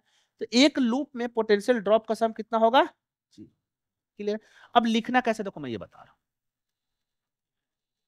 यहां तक कोई तकलीफ है? किसी भी एक पॉइंट को पकड़ो, पकड़ लिया, मान लो ये पॉइंट ए है, ठीक है। तुम जिधर से भी जाना चाहो तुम्हारे मन के ऊपर, ठीक है। यहां से ऐसे चलो, चल दिए।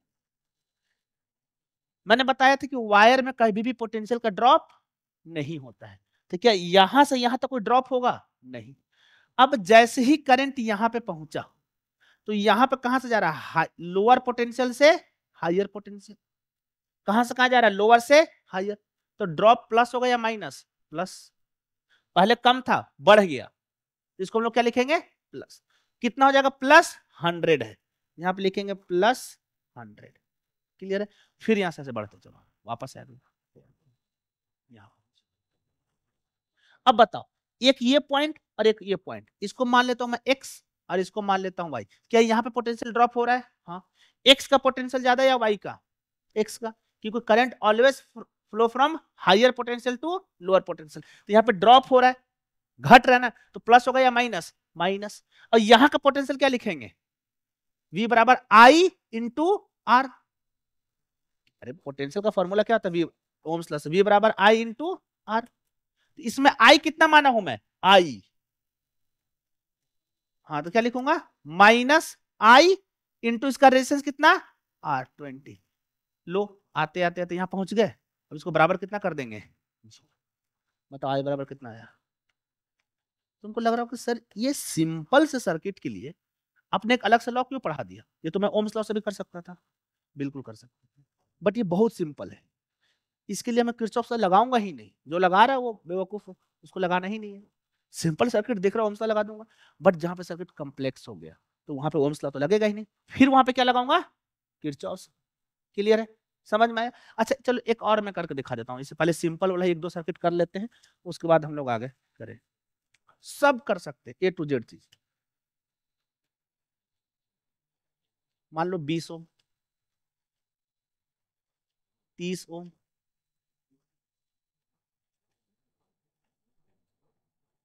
इसका इंटरनल रेजिस्टेंस है कुछ 10 ओम का, ठीक है। और ये हो गया तुम्हारा 120 वोल्ट का। क्लियर है?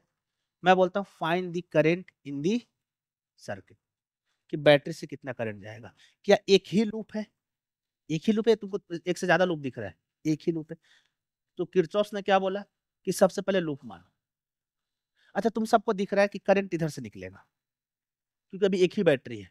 जैसे एक से ज्यादा बैटरी होगा तो फिर तुमको समझ में आएगा कि किधर से निकलेगा, ठीक है, वो तुमको देखना होगा। इधर से निकलेगा करंट, इसका मतलब हम लोग लूप ऐसे लेंगे, कोई दिक्कत नहीं। बट अगर किसी को मन हुआ कि नहीं सर आप तो बोले थे कि तुम कहीं भी लूप ले लो, आंसर सेम आएगा।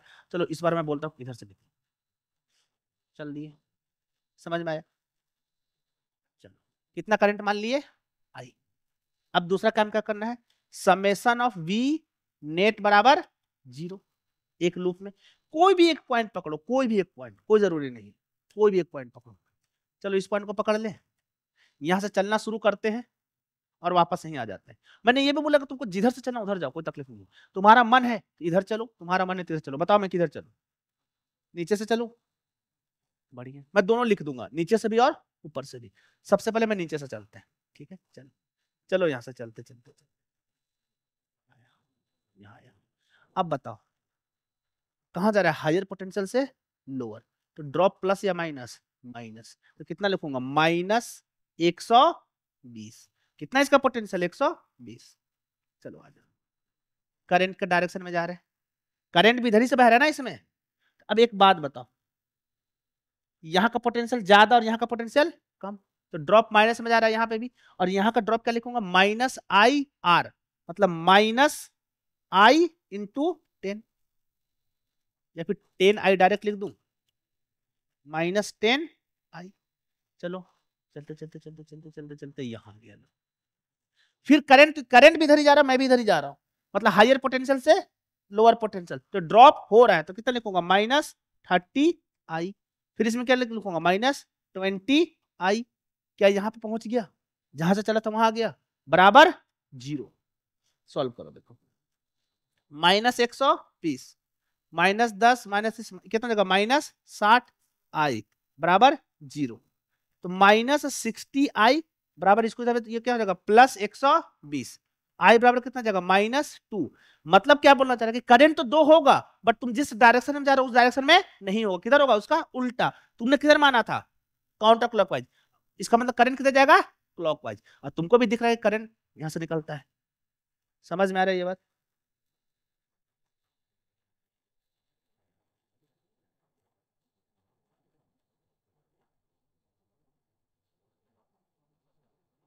यहां तक क्लियर है, कर लोगे? अब देखो इसमें जो इंटरेस्टिंग क्वेश्चन बनता है वहां पे आते हैं, ये बहुत बेसिक है, कर लोगे? अब मैं लगाता हूं एक से ज्यादा बैटरी, ठीक है? ऐसा समझो, एक रजिस्टर, दूसरा रजिस्टर, एक बैटरी यहां, एक रजिस्टर यहां, फिर एक बैटरी यहां। चलो डायरेक्ट, ठीक है? मान लो कि ये 20 वोल्ट और ये 10। अच्छा मैं ना नाम दे देता हूँ थोड़ी देर के लिए, समझना। ये E1, E1 मतलब पहले बैटरी का EMF कितना है, 20 वोल्ट। ये हो गया E2, इसका मान लो तुमने 10, चलो अब तुम बोल रहे हो तो 10 ही ले लेता हूँ, ठीक है? इसको तुम मान लो 7 ओम, इसको मान लो 2 ओम, और इसको मान लो 1। क्लियर है? बताओ इस सर्किट में कितना करंट है?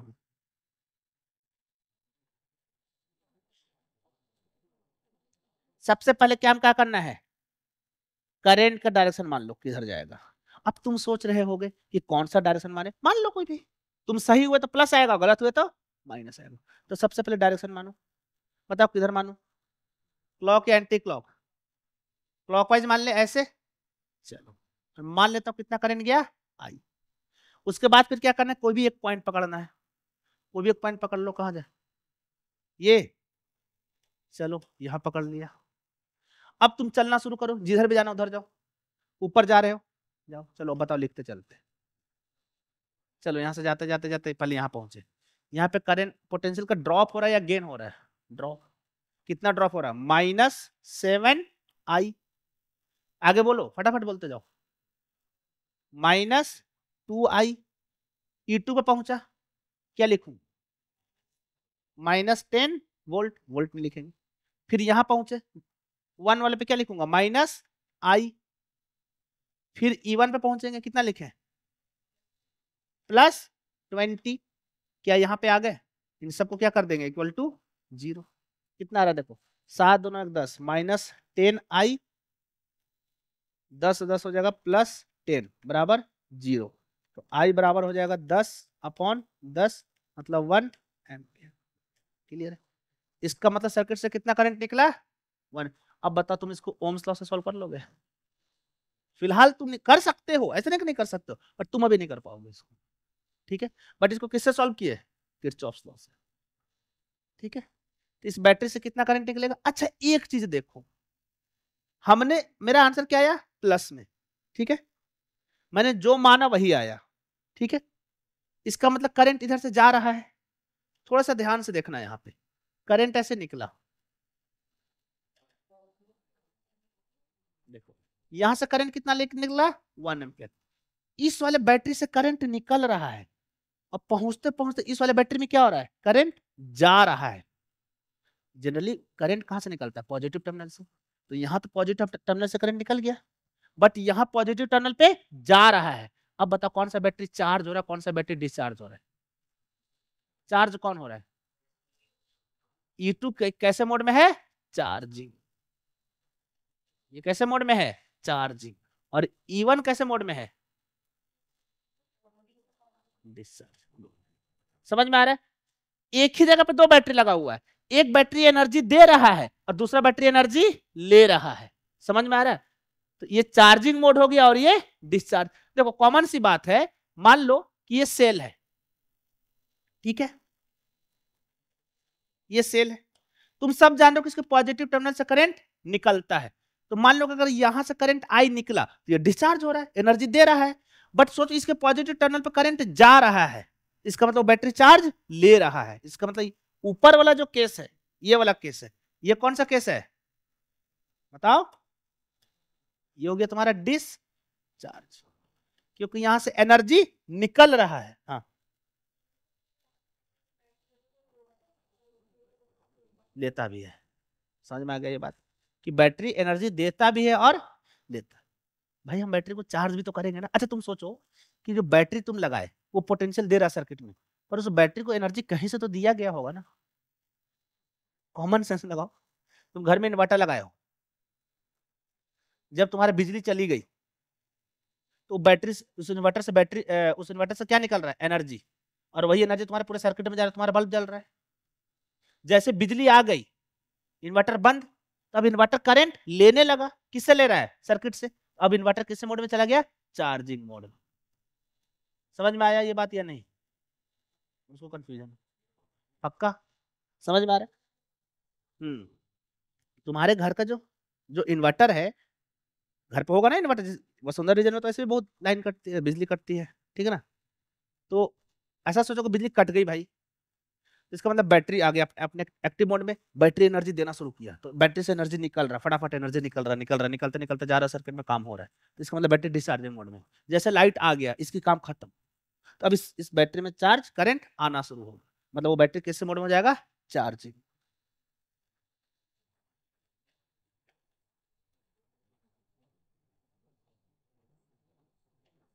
क्लियर है? तो अब तो तुमसे कोई अगर पूछ दे कि चार्जिंग और डिस्चार्जिंग में बैटरी कैसे होता है, तो तुम ये भी बता सकते हो। क्लियर है? चलो एक ढंग का क्वेश्चन दे, पक्का कर लोगे? ट्राई करेंगे। चलो एक अच्छा सा क्वेश्चन देता हूँ। ऐसे कर सकते हो तुम, ऐसे कंफ्यूज क्यों हो जाते हो कि सर होगा कि नहीं होगा? बिल्कुल होगा।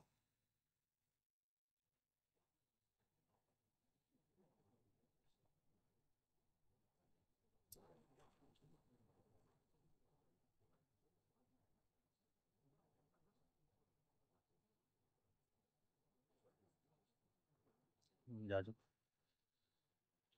चलो एक तुम्हारे एग्जाम में आया हुआ क्वेश्चन दे रहा हूँ मैं, ठीक है, तुमको वो करना है, पेपर में तुम्हारा पूछा गया क्वेश्चन। 6 वोल्ट का एक बैटरी यहाँ जोड़ा हुआ है। अच्छा ये 6 वोल्ट पोटेंशियल डिफरेंस है, ईएमएफ, ईएमएफ तो कभी मैंने इसको ऐड नहीं, ठीक है। वैसे ईएमएफ और पोटेंशियल बोल दो तो कोई सा गलत चीज नहीं है, दोनों लगभग सेम ही होता है, तुम्हारे लेवल पे तो लगभग सब बराबर है, बहुत माइनर सा डिफरेंस होता है।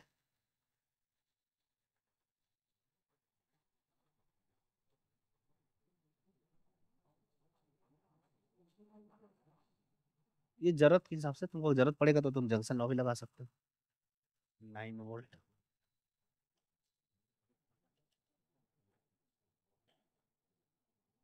9 वोल्ट, ठीक है। 3 ओम, 1 ओम और 3। तो मुझसे क्वेश्चन में है find current in 1 ohm resistor. किसमें करंट निकालना है? 1 ओम रजिस्टर। अच्छा, इस पॉइंट को नाम भी दे देता हूँ कुछ। ये ऊपर वाला पॉइंट है P और नीचे वाला पॉइंट है Q। समझ में आ रहा है? ठीक है, मैं ऑप्शन भी दे देता हूँ 4, A, B, C और D। पहला ऑप्शन है तुम्हारा 1.13 एम्पियर, डायरेक्शन भी बताना है तुमको, P से Q। दूसरा है तुम्हारा 1.13 एम्पियर, Q से P। तीसरा है तुम्हारा 0.13 एम्पियर, Q से P। चौथा ऑप्शन है 0.13 एम्पियर, P2। समझ में आया क्या है? सर्किट सिंपल सा दिख गया तुमको। 1 ओम रजिस्टर, इस वाले रजिस्टर में तुमको करंट बताना है और ये भी बताना है कि करंट P से Q जाएगा या Q से P जाएगा। 4 ऑप्शन दे दिया तुमको। क्या तुम यहाँ पे ओम्स लॉ लगा पाओगे? दिख रहा है तुमको? ये तो बहुत कॉम्प्लेक्स सर्किट हो गया। ठीक है, तो यहाँ पे तुम किससे सॉल्व करोगे? किरचॉफ्स लॉ से। ठीक है, करो फटाफट सॉल्व। सबसे पहले यहाँ पे कितने लूप हैं, ये सबसे बड़ा कंफ्यूजन है। लूप, जंक्शन नहीं पूछ रहा हूँ नहीं, 3 लूप है, एक दो छोटा छोटा वाला और एक पूरा बड़ा वाला। अच्छा, एक तुम बताओ, इसमें कितने रेक्टेंगल है? कितने हैं? 3। एक ये और एक बड़ा वाला, तो सेम उसमें कितने हैं? 3 लूप। समझ में आया? एक लूप और दूसरा लूप और एक पूरा बड़ा वाला लूप। ठीक है, चलो मैं ये एक करता हूँ, इसके बाद तुमको सेम इसी टाइप का क्वेश्चन दूंगा मैं। एक काम करते हैं, मैंने क्या बोला कि तुम खुद से लूप का कोई भी डायरेक्शन मान सकते हो, क्लॉकवाइज एंटी क्लॉकवाइज, तुम्हारा जो मन है मान लो। ठीक है, चलो एक काम करते हैं, एक लूप ऐसे मान लेते हैं, इसमें करंट मान लेते हैं I1। अब I नहीं मानेंगे, क्या मानेंगे? I1। क्यों माना I1? क्योंकि यहाँ पे 2 लूप है, अगर दोनों में I तो नहीं लिख सकते हैं। हो गया, सेम होगा वो भी अच्छी बात है, नहीं हुआ तो भी अच्छी बात है, हमको नहीं पता है कि सेम होगा या डिफरेंट होगा।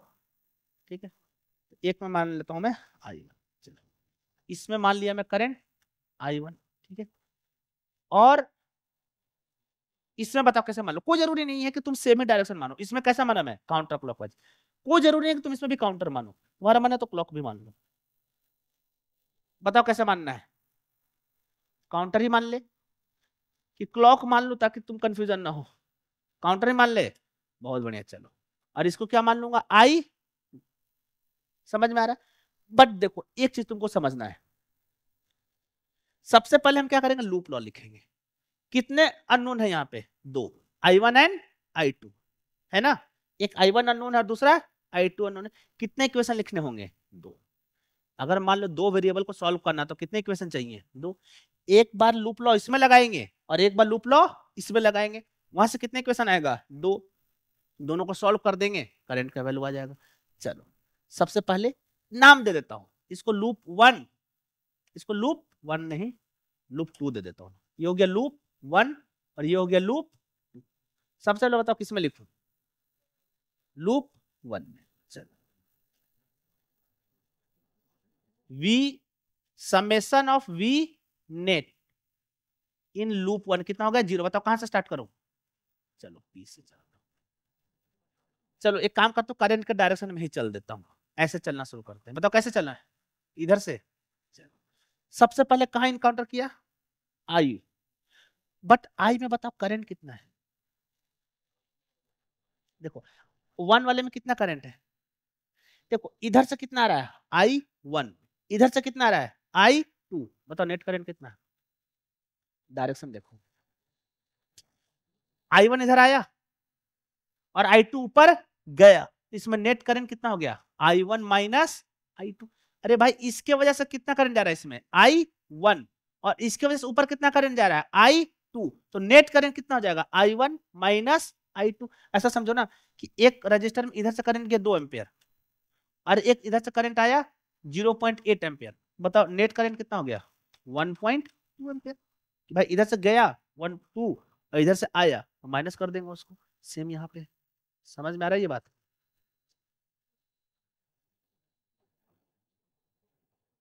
बताओ इसमें नेट करंट कितना हो गया, I1 माइनस I2। अब बताओ किरचॉफ का लगाओ, यहाँ पे पोटेंशियल का ड्रॉप हो रहा है, कितना ड्रॉप हो रहा है, -1 × I1 माइनस I2। अरे डेल्टा V बराबर क्या होता है, I × R। R कितना है इसका 1, और करंट कितना है I1 माइनस I2। चलो यहां से चलते चलते यहाँ पहुंचे। बताओ इसमें कितना ड्रॉप, 3 वाले में बताओ फटाफट बोलो। इस वाले में -3I1, रेजिस्टेंस कितना है 3, करंट कितना है I1, इसमें कितना करंट है I1, तो ड्रॉप कितना जगह 3 × I1। अच्छा करंट के डायरेक्शन में है तो माइनस, ठीक है। चलो अब बताओ यहाँ पे क्या लिखूं, +9, यहाँ पे कितना लिखूं, -2I1, पहुंच गया पी पे बराबर 0। समझ में आया, एक बार और समझा दो। देखो यहाँ से वापस चलो, चले जाओ, चलो यहाँ से वापस चलो, यहाँ से आए, कितना करंट इसमें I1 माइनस I2, तो ड्रॉप कितना जगह 1 × I1 माइनस I2। अच्छा करंट के डायरेक्शन में है तो माइनस लिखना, करंट के उल्टा डायरेक्शन में है तो प्लस लिखना। क्या करंट के डायरेक्शन में आ रहे हैं हम, हाँ, तो क्या लिखेंगे -1 × I1 माइनस I2। फिर यहाँ पे आ गए, क्या करंट के डायरेक्शन में, हाँ, क्या लिखेंगे -3 × I1। यहाँ पे आओ, क्या लिखेंगे +9, +9 को लिखा क्योंकि लोअर पोटेंशियल से हायर में जा रहा है। फिर यहाँ पे आओ, करंट के डायरेक्शन में जा रहे हैं ना, तो क्या लिखूंगा -2 × I1, इसमें करंट कितना है I1, क्या पहुंच गया पी पे बराबर क्या कर दूंगा 0। सॉल्व करो, -I1 + I2 -3I1 + 9 -2I1 बराबर 0। कितना हो गया देखो, -I1 -3I1 -4I1 हो गया, -2I1 कितना हो गया -6I1 + I2 + 9 बराबर 0। एक काम करो I1 I2 को इधर ले जाओ, इसको अगर इधर ले जाओगे तो क्या हो जाएगा 6I1, और इसको ले जाऊंगा तो -I2 बराबर 9। क्या ये पहला इक्वेशन बन गया। उसी तरह से एक और इक्वेशन चाहिए, वो किससे आएगा, लूप 2 से। चलो अब लूप 2 में चलते हैं। अब बताओ, लिख दिया अभी तुम, चलो ठीक है, मैच कर लेना अगर तुम्हारा सही हो रहा है कि। Summation of V net in loop 2 बराबर 0। कहां से चले बताओ, P से चलता हूं, लेफ्ट में चलता हूं, ठीक है। चलो यहां से चलता हूं, क्या लिखूंगा 6 प्लस या माइनस, प्लस या माइनस, माइनस होगा ना। अरे इधर से चल रहा हूं ना मैं, तो लोअर पोटेंशियल से कहां जा रहा हूं, हायर, क्या लिखूंगा प्लस। कंफ्यूज कर जाते हो तुम लोग, क्या लिखूंगा प्लस, ठीक है, प्लस लिखा। अब यहां पे आ जाओ, -3I2, वेरी गुड, वापस से यहां पे आ जाओ। अब बताओ इसमें करंट कितना, ऊपर जा रहा है I2, नीचे आ रहा है I1, तो अब क्या लिखेंगे I2 माइनस I1, तो क्या लिखूंगा -1 × I2 माइनस I1 बराबर 0। पहुंच गया पी पे। चलो इसको बताओ कितना आ रहा है, 6 -3I2 माइनस I2 + I1 बराबर 0, ठीक है। तो हो जाएगा 3 और ये हो जाएगा 6, तो 6 - 4I2 + I1 बराबर 0। इसको इधर भेजो, हो जाएगा 6 बराबर 4I2 माइनस I1। क्या ये सेकंड इक्वेशन आया तुम लोग का, देखो इधर देखो, सेकंड इक्वेशन ये आया 4। अब दोनों को सॉल्व कर दो, बताओ कितना आ रहा आंसर।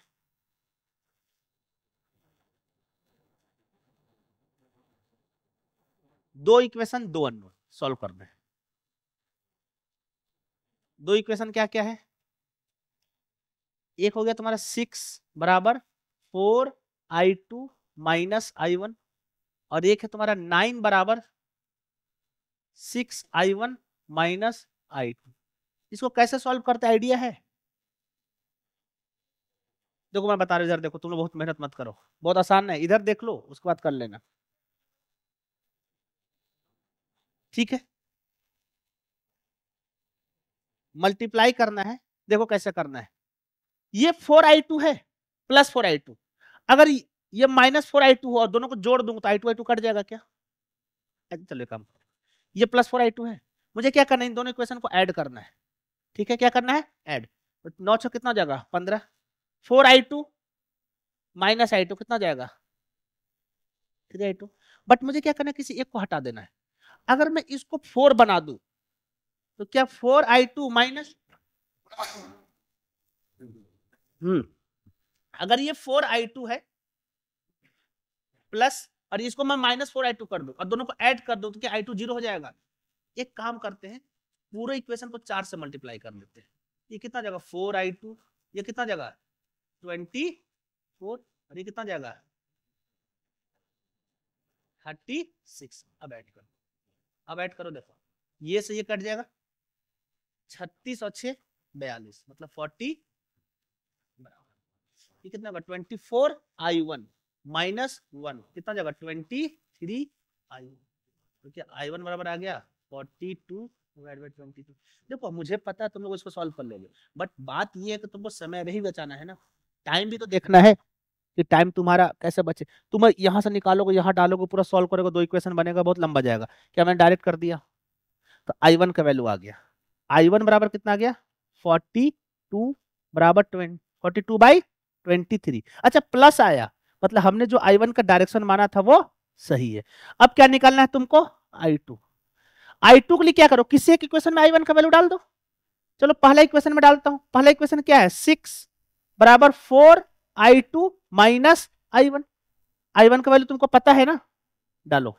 6 बराबर 4i2 माइनस i1, i1 कितना है? 42/23, यही है ना।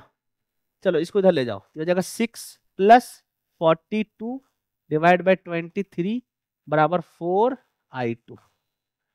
तो इसका एलसीएम हो जाएगा 23, ये हो जाएगा 8, कितना रहा? 180।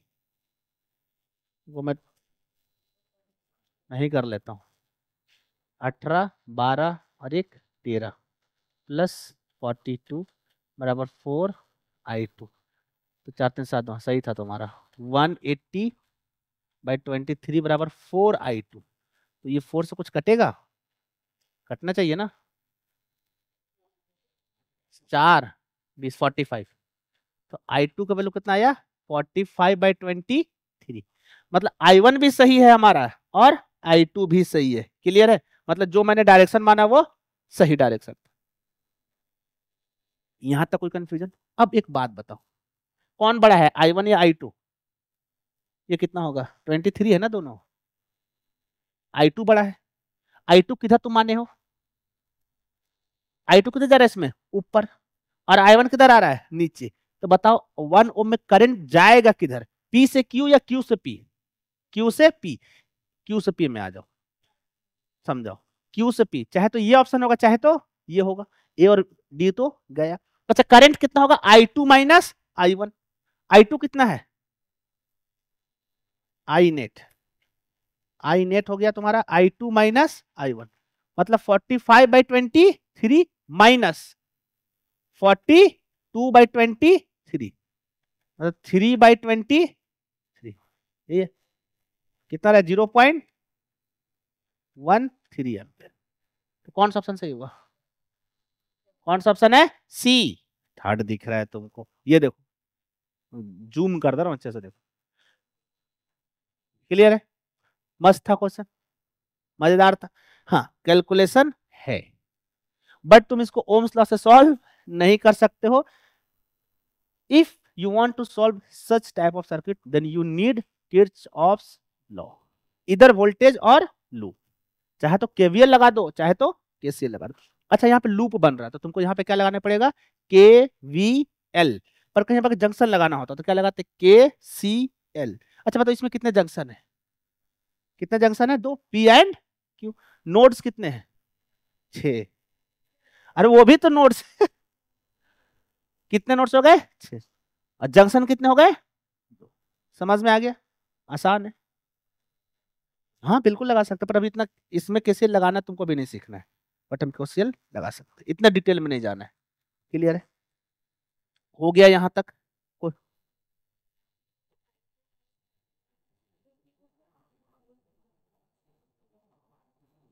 अच्छा, क्यू से पी कैसे होगा तुमको ये नहीं समझ में आया? I1 कितना है? देखो, I1 का वैल्यू है 42/23, और I2 कितना? 45/23। कौन ज्यादा, I1 या I2? बताओ, I2 किधर जा रहा है? 1 ओम में देखो, किसमें देखना है? 1 ओम में। तो 1 ओम में I2 किधर जा रहा है? Q से P। और I1 किधर आ रहा है? P से Q। तो नेट क्या हो जाएगा? I2 minus I1। तो नेट किधर जाएगा? ऊपर की ओर, मतलब Q से P की ओर। अच्छा एक बात बताओ, कौन सा बैटरी चार्जिंग मोड में, कौन सा डिस्चार्जिंग मोड में? दो बैटरी। चलो एक नाम दे देता हूं, इसको मैं E1 बोल देता हूं और इसको E2 बोल देता हूं। E1 चार्जिंग में है, सोच लो। हम लोग देखते हैं बैटरी के पॉजिटिव टर्मिनल पे, अगर बैटरी के पॉजिटिव टर्मिनल से करंट निकल रहा है तो डिस्चार्जिंग, अगर बैटरी के पॉजिटिव टर्मिनल पे करंट आ रहा है तो चार्जिंग। अब आ जाओ, यहां से करंट ऐसे गया इसमें, तो देखो पॉजिटिव टर्मिनल से करंट निकल रहा है, तो E1 कैसे मोड में हो जाएगा? डिस्चार्ज। समझ में आ रहा है कैसे मोड में होगा? डिस्चार्जिंग। नहीं आया समझ में? अरे मैं, तुम उसमें देख रहे हो ना, अब हम बैटरी में देख रहे हैं। तुम पी से क्यों नहीं समझ में आया तुमको? वो तो आ गया। मैं बैटरी पे, तुमको जिसके बारे में पूछेगा उसमें देखोगे ना, उसमें करंट कैसे जा रहा है। अब मैं तुमको क्या 1 ओम में पूछ रहा हूं? नहीं, किस में पूछ रहा हूं? बैटरी में। तो देखो कि बैटरी में करंट किधर जा रहा है। अरे बैटरी में कौन सा करंट जा रहा है? I1। I1 किधर जा रहा है? ऐसे। ठीक है, तो यहां से करंट निकला, ये कैसे मोड में हो गया? डिस्चार्जिंग। अच्छा, इसमें करंट किधर जा रहा है? ऐसे, तो यहां से भी करंट निकल रहा है, इस ये भी कैसे मोड में है? डिस्चार्जिंग। मतलब E1 is also discharging, E2 is also discharging. Clear है? समझ में आ गया? कर लोगे? कुछ ऐसा होता कि ये वाला बैटरी कहीं ऐसा होता कि ये प्लस, ये माइनस होता और ये वाला प्लस होता, तो फिर ये कैसे मोड में हो जाता है? चार्जिंग। ठीक है, क्लियर? उसको फिर आंसर भी अलग आता। समझ में आया यहां तक? अब कर लोगे या अभी भी डाउट है? चलो अगला हेडिंग लिखो, कंबाइन। अच्छा, तुमने रजिस्टर को जोड़ दिया, भाई ढेर सारा रजिस्टर एक लाइन में जोड़ दूंगा तो सीरीज कॉम्बिनेशन हो गया, मतलब सेम ही करंट जा रहा है, अगर सेम करंट जा रहा है तो। अच्छा मैं ऐसा जोड़ दूं कि करंट बट रहा है, मतलब जितना करंट एक इंड से निकला उतना ही करंट दूसरे इंड पे आकर मिल गया, तो उसको हम लोग कैसा कॉम्बिनेशन बोलते हैं? पैरेलल। अभी तक हम लोग सिर्फ एंड सिर्फ रजिस्टर को सीरीज और पैरेलल में जोड़ रहे थे, अब हम किसको जोड़ेंगे? बैटरी को। तुमने ढेर सारा बैटरी लाया, सेल लाया ढेर सारा, अब उसको तुमको जोड़ना है, तो कॉम्बिनेशन ऑफ सेल हुआ ना वो। समझ में आ रहा है मैं क्या बोलना चाह रहा हूँ? या फिर कॉम्बिनेशन ऑफ बैटरी, तुमने 12 वोल्ट का बैटरी लाया और ऐसे 15-20 बैटरी ले आया, अब तुमको सबको जोड़ना है, तो जोड़ने का बहुत तरीका होगा, चाहे तो सबको सीरीज में जोड़ दो, चाहे तो पैरेलल में जोड़ दो, या फिर सीरीज पैरेलल से मिक्स जोड़ो, कुछ भी जोड़ सकते हो। तो अब लिखो तुम combination of battery,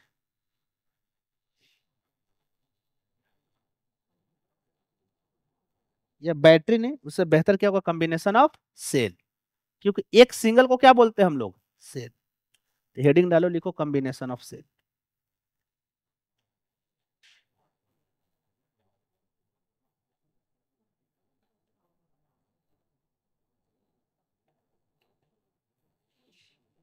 combination of cell, मुझे बहुत सारे डिफरेंट डिफरेंट सेल्स को जोड़ना है। सेल्स में क्या प्रॉब्लम है कि सेल का एक ईएमएफ होता है और उसका एक इंटरनल रेजिस्टेंस होता है। जैसे मान लो कि मैं सबसे पहला कॉम्बिनेशन तुम डालो सीरीज, कैसा कॉम्बिनेशन है? सीरीज। कि अगर दो सेल या दो से ज्यादा सेल है हमारे पास और उसको हम कैसे जोड़ना चाहते हैं? सीरीज में। ठीक है, कुछ ऐसा समझो कि एक सेल E1, कैसा सेल है ये? E1, और इसका इंटरनल रेजिस्टेंस R1, उसको जोड़ दिया किससे? E2, और इसका इंटरनल रेजिस्टेंस R2, जोड़ दिया। क्लियर है? मैं बोला कि भाई तुमने दो सेल लाया और दोनों को तुमने ऐसे जोड़ दिया, ये कैसा कॉम्बिनेशन है? तो बताओ कि नेट ईएमएफ कितना होगा और नेट इंटरनल रेजिस्टेंस कितना होगा, तुमको ये जानना है। मैं इसका डेरिवेशन पे नहीं जाऊंगा, इसका प्रूफ पे नहीं जाऊंगा, ठीक है। वो आता है तुम्हारा, यही किरचॉफ का लगा होगा ना, उससे ही आ जाएगा, बट तुमको उतना डिटेल जाने की जरूरत नहीं है। जब तुम 12 क्लास में जाओगे तो बहुत डिटेल में पढ़ाया जाएगा। मैं सिंपली फाइनल आंसर बताता हूँ या फिर फाइनल फॉर्मूला बताता हूँ कि कैसे इसको लिखना है, ठीक है। मैंने क्या बोला कि तुम इसको हटाओ और हटा के एक सेल बनाओ और उसका कुछ इंटरनल होगा। ये क्या हो जाएगा? E equivalent. क्या हो जाएगा? E equivalent. और ये क्या हो जाएगा? R equivalent. यही होगा ना। तो तुम्हारा टास्क क्या है? ई इक्विवेलेंट निकालना और आर इक्विवेलेंट निकालना। क्लियर है?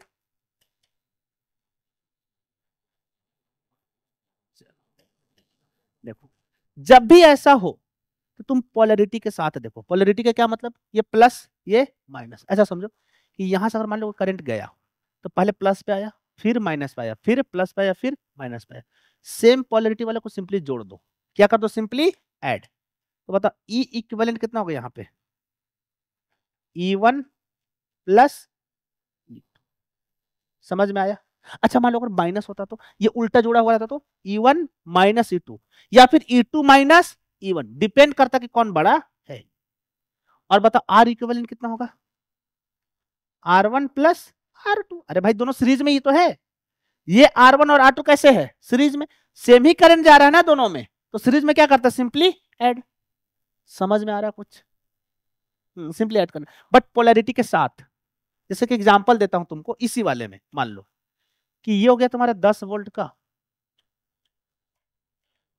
ये हो गया 10 वोल्ट, ये मान लो 2 ओम, ये हो गया 20 वोल्ट और ये मान लो 3 ओम, ठीक है। तो तुम बताओ मुझे ई इक्विवेलेंट कितना होगा? 10 वोल्ट और 20 वोल्ट। क्या दोनों का पोलैरिटी सेम है? तो सिंपली कितना हो जाएगा? 30 वोल्ट। आर इक्विवेलेंट कितना हो जाएगा?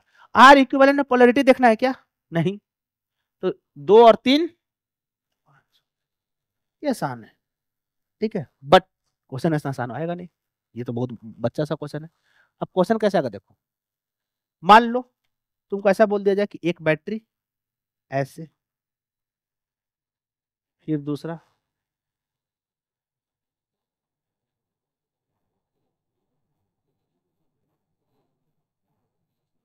चलो ये मान लो 20 वोल्ट पे, ये कितना है? 20 वोल्ट। ये 2 ओम, ये मान लो 30 वोल्ट, ये मान लो 3 ओम, ये मान लो 40 वोल्ट और ये मान लो 4। ठीक है।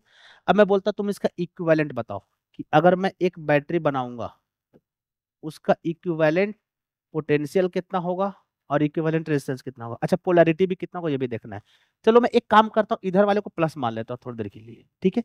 अगर मैं ई इक्विवेलेंट निकालूंगा, अगर इसको मैं मान लिया +20, तो इसको क्या मानूंगा? -30। क्या मानूंगा? माइनस, +20 -30 +40, तो कितना जाएगा? 30। और पोलैरिटी देखो, ये वाला प्लस होगा और ये वाला माइनस होगा, क्योंकि इधर पॉजिटिव आया ना। अच्छा, आर इक्विवेलेंट कितना होगा? आर इक्विवेलेंट 2 3 5 और 4 9। कंफ्यूजन खत्म। समझ में आया? अब क्वेश्चन लिखो एक।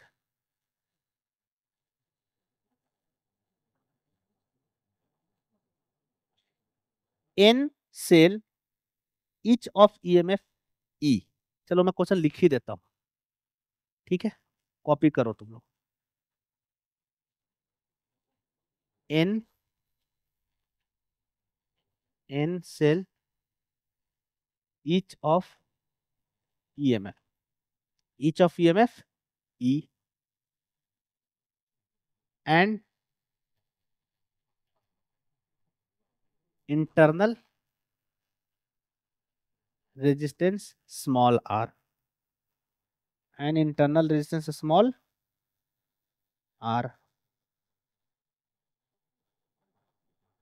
Are connected in series, in series, ठीक है। कहाँ से कहाँ जुड़ा हुआ है, नेगेटिव टू पॉजिटिव ऐसे जुड़ा हुआ है, ठीक है। N N external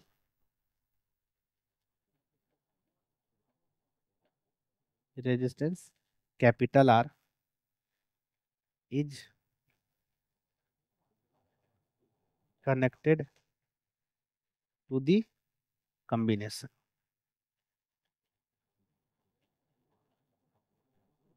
if polarity of m cell, दो नंबर है यहाँ पे, एक n और एक है m cell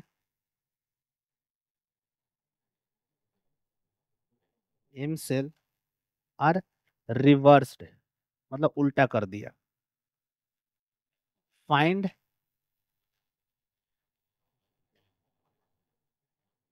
current through external resistance. मैं ऑप्शन भी दे देता हूं। Option A N E divide by capital R plus small N R. Option B N minus N capital E divide by R plus N minus M R. Option C N minus M into E divide by R plus N R. Option D N minus two M into capital E divide by R plus N. Question समझ में आया? सबसे पहले diagram बनाओ, जो भी मैं दिया उसका डायग्राम बनाओ। मतलब ये बोलना चाहता कि एन सेल, एन का वैल्यू तुमको नहीं पता है कि ऐसे एन। अच्छा एक चीज तुम सोचो, एक चीज तुमने ऑब्जर्व किया कि अगर तुमको वोल्टेज बढ़ाना है तो क्या कैसे जोड़ना होगा, सीरीज में। मान लो कि एक 20 वोल्ट का, एक और लाया 30 वोल्ट का, दोनों को जोड़ दिया तो रिजल्टेंट कितना आ गया, 50 वोल्ट। कब? अगर जब दोनों का पोलैरिटी सेम हो। अगर उल्टा करके जोड़ दिया तो कम हो जाएगा, मतलब एक चार्जिंग मोड में हो जाएगा और दूसरा डिस्चार्जिंग मोड में हो जाएगा। समझ में आ रहा है? जैसे उल्टा वाला केस में सोचो ना, इस वाले में सोचो कि करंट ऐसे जा रहा है, कैसे जा रहा है, ऐसे। तो बताओ ये चार्जिंग है डिस्चार्जिंग, ये डिस्चार्जिंग है चार्जिंग, और ये चार्जिंग। यहाँ पे सिर्फ ये डिस्चार्ज हो रहा है, बाकी दोनों चार्ज हो रहा है। पर अगर सेम पोलैरिटी हुआ इस वाले केस में, ये चार्जिंग है डिस्चार्जिंग, चार्जिंग। समझ में आ रहा है? चलो इस वाले क्वेश्चन को देखो, ये बहुत खूबसूरत क्वेश्चन है, चेक करो, ट्राई करो एटलीस्ट। तुम तुक्का भी मारे हो तो सी, देखो मोस्ट ऑफ द बच्चे सी ही बोलते हैं, ठीक है। तुमको ऐसा लग रहा है कि अच्छा एक बताओ, एक सेल का ईएमएफ एक, दो सेल का ईएमएफ कितना हो जाएगा, 2E, क्योंकि सबका बराबर है। तीन का कितना हो जाएगा, 3E। तो एन का कितना हो जाएगा, एन इंटू ई। अच्छा एम माइनस कर दिया उल्टा, तो N E minus M E, और टोटल डिस्टेंस क्या हो जाएगा, आर प्लस एन आर। तो तुमको लग गया कि सी होगा, बट तुमने गलत कर दिया। दिखाता हूँ कैसे, समझो। हाँ करो, डायग्राम बनाओ, करो, 2 मिनट देता हूँ, करो, उसके बाद मैं करता हूँ।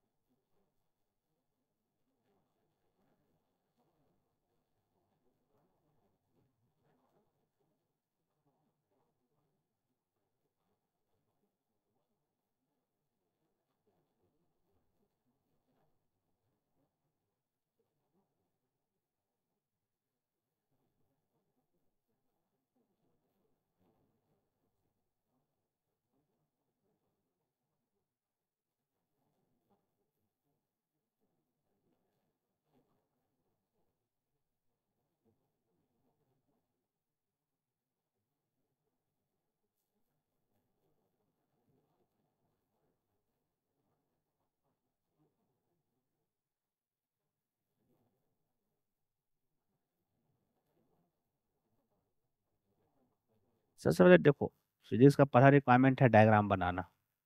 तुम अगर डायग्राम नहीं बना रहे हो, सिर्फ मन में कर रहे हो, तो तुम सिर्फ एक ही पॉइंट को सोच पा रहे हो। तुम डायग्राम बनाओगे तो तुमको सारा पॉइंट दिखने लगेगा, ए से लेकर जेड तक। चलो मैं करता हूं, देखो इधर मान लो ऐसे ही है ना कॉम्बिनेशन कुछ, एक सेल ईएमएफ कितना ई, रेजिस्टेंस कितना आर, फिर एक दूसरा सेल ईएमएफ कितना ई, रेजिस्टेंस कितना आर, फिर कितना तीसरा सेल ईएमएफ कितना ई, रेजिस्टेंस कितना आर। ऐसे टोटल कितने हैं एन, कितने ऐसे एन। बोल रहा इन सब को तुम किससे जोड़ दिए, एक बड़ा वाला रेजिस्टर से, जिसका रेजिस्टेंस कितना कैपिटल आर। क्लियर है यहां तक। अगर कुछ नहीं होता, कुछ नहीं होता, रिवर्स उवर्स कुछ नहीं कर रहा हूं मैं, कुछ भी रिवर्स नहीं कर रहा, तो बताओ इसमें करंट कितना जाता, आई बराबर क्या लगाते, सबसे पहले सबको जोड़ देते। तो एक दो तीन ऐसे कितने ईएमएफ है एन, तो बता ई इक्विवेलेंट कितना हो जाएगा एन इंटू ई, और आर इक्विवेलेंट कितना हो जाएगा एन इंटू आर। अरे भाई एक आर, दो आर, तीन आर, आर भी तो एन टाइम है ना, तो कितना हो जाएगा एन इंटू आर। तो फाइनल सर्किट कुछ कैसा बनता, एक कैपिटल आर, इससे एक सेल जुड़ा हुआ है और एक इंटरनल रेजिस्टेंस जुड़ा हुआ, कुछ ऐसा बनता। इसका रेजिस्टेंस कितना होता है एन इंटू आर, और इसका ईएमएफ कितना हो जाता है एन इंटू ई। इसमें से कुछ करंट आई निकलता। तो बताओ ये आई को क्या लिखता मैं फिर, इस दिस आई बराबर टोटल ईएमएफ कितना है और टोटल रेजिस्टेंस कितना R plus N R. Series में जोड़ देंगे ना, आर प्लस एन आर। अगर मैं कुछ चेंज नहीं करता तो, अभी तक मैंने पोलैरिटी को बदला नहीं, बट प्रॉब्लम क्या बोल रहा है क्वेश्चन में, क्वेश्चन में बोल रहा है कि भाई तुमने एन सेल को पलट दिया। समझ में आ रहा है हुआ क्या, ऐसा हो गया देखो कि ये हो गया ऐसे था, फिर ये ऐसे हो गया ऐसे था, फिर ये ऐसे हो गया फिर ऐसे था, टोटल कितना था एन। बट तुम ऐसे जाते जाते जाते जाते तुमने एम सेल को पलट दिया, मतलब अब ये छोटा टर्मिनल बड़ा, फिर रेजिस्टेंस आर, फिर ये छोटा टर्मिनल, फिर ये बड़ा, फिर रेजिस्टेंस आर, फिर ये छोटा, फिर ये बड़ा, फिर ये रेजिस्टेंस आर, ऐसे जोड़ दिया। और अब इन पूरे को किससे जोड़ दिया, एक एक्सटर्नल रेजिस्टर जिसका रेजिस्टेंस कितना है कैपिटल आर।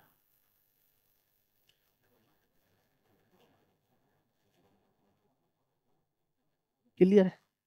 अब तुमको बताना है, अब तुम सोचो बैटरी का ई इक्विवेलेंट कितना होगा, क्या N E minus M E लिख दूं, सोचो बात बताओ। एन नहीं दिमाग लगा दिमाग, मैंने क्या बोला कि N E minus M E, N E जो प्लस में था और माइनस जो अपोजिट, माइनस अपोजिट वाले क्या करते रहते हैं माइनस। बट क्या ये सही है, नहीं। मैं बताऊं कैसे सही नहीं है, देखो देखो टोटल कितना था एन, अब एम पलट दिया तो सेम पोलैरिटी में कितना बचा एन माइनस एम। इसको ऐसे लिखेंगे, देखो एक्चुअली ये गलत है, तो सही फिर क्या है, सही है तुम्हारा देखो N minus M E, same minus M E. समझ में आया, ये सोचना था भाई, अगर टोटल एन है, एम को तुमने पलट दिया तो सेम पोलैरिटी में कितना बचा एन माइनस एम, तो उसका एक पोटेंशियल कितना हो जाएगा एन माइनस एम ई। अब जो अपोजिट पोलैरिटी था माइनस एम ई, अब कितना हो जाएगा बताओ N E minus M E minus M E, मतलब N minus two M into E. अच्छा एक बात बता, पोलैरिटी बदलने से क्या इक्विवेलेंट रेजिस्टेंस बदल जाएगा, अभी भी आर इक्विवेलेंट कितना होगा एन आर। अरे इंटरनल जोड़ रहा हूं मैं। अब बता बैटरी में करंट आई कितना जाएगा, नेट पोटेंशियल, नेट पोटेंशियल कितना है N minus two M into E divide by total resistance capital R plus N into R. कौन सा ऑप्शन है? अब देखो अगर तो कोई दिमाग नहीं लगाता है तो सबसे पहले क्या ऑप्शन मारता है? सी। बोलता कि एन सेम एम उल्टा तो एन माइनस एम ई, कहानी खत्म। गलत। ये आईआईटी में भी पूछा हुआ है। हाँ, क्वेश्चन है। समझ में आया ये बात? क्लियर है? कर लोगे सीरीज कॉम्बिनेशन में, इससे बेहतर क्वेश्चन नहीं हो सकता है।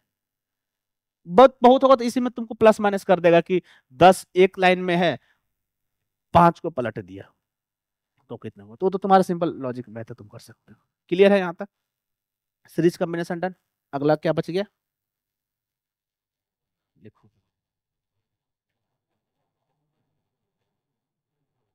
पैरेलल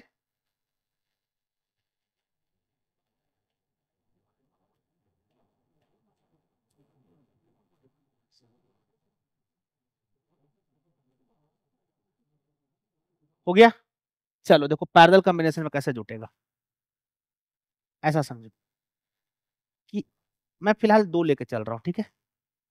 एक बैटरी और इसका एक रेजिस्टर, दूसरा बैटरी और इसका इंटरनल रेजिस्टेंस। मान लो इसका ईएमएफ है E1 और रेजिस्टेंस है R1, इसका ईएमएफ है E2 और रेजिस्टेंस है R2।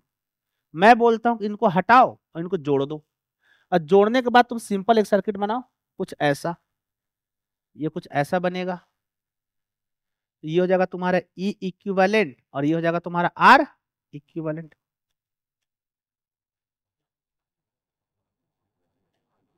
ये हो जाएगा तुम्हारा E इक्विवेलेंट और ये हो जाएगा R इक्विवेलेंट। तो ये कितना होगा और ये कितना होगा, ये निकाल। अच्छा सिंपल सी बात है, आर इक्विवेलेंट कैसे निकालेंगे? पैरेलल कॉम्बिनेशन है तो सिंपल सा पैरेलल कॉम्बिनेशन में कैसे लिखते हैं? 1/R इक्विवेलेंट बराबर 1/R1 plus 1/R2 plus 1/R3 so on. अरे यहाँ पे दो है, मैंने दो से ज्यादा जोड़ दिया, कोई तकलीफ नहीं है। मतलब दो से ज्यादा होता तो ऐसा कर देते, ठीक है? अब जोड़ना किसको रह गया? ईएमएफ। अब देखो नहीं, इसका एक फॉर्मूला दे देता हूं, कहां से आया कोई मतलब नहीं, डायरेक्ट अप्लाई करना। ई इक्विवेलेंट वो होता है तुम्हारा E1 upon R1 plus E2 upon R2 divide by 1/R1 plus 1/। तो वैसे बहुत हाँ पैरेलल में है। अच्छा तीन होता तो क्या लिखते हैं? प्लस E3/R3 और नीचे क्या कर देते? प्लस 1/।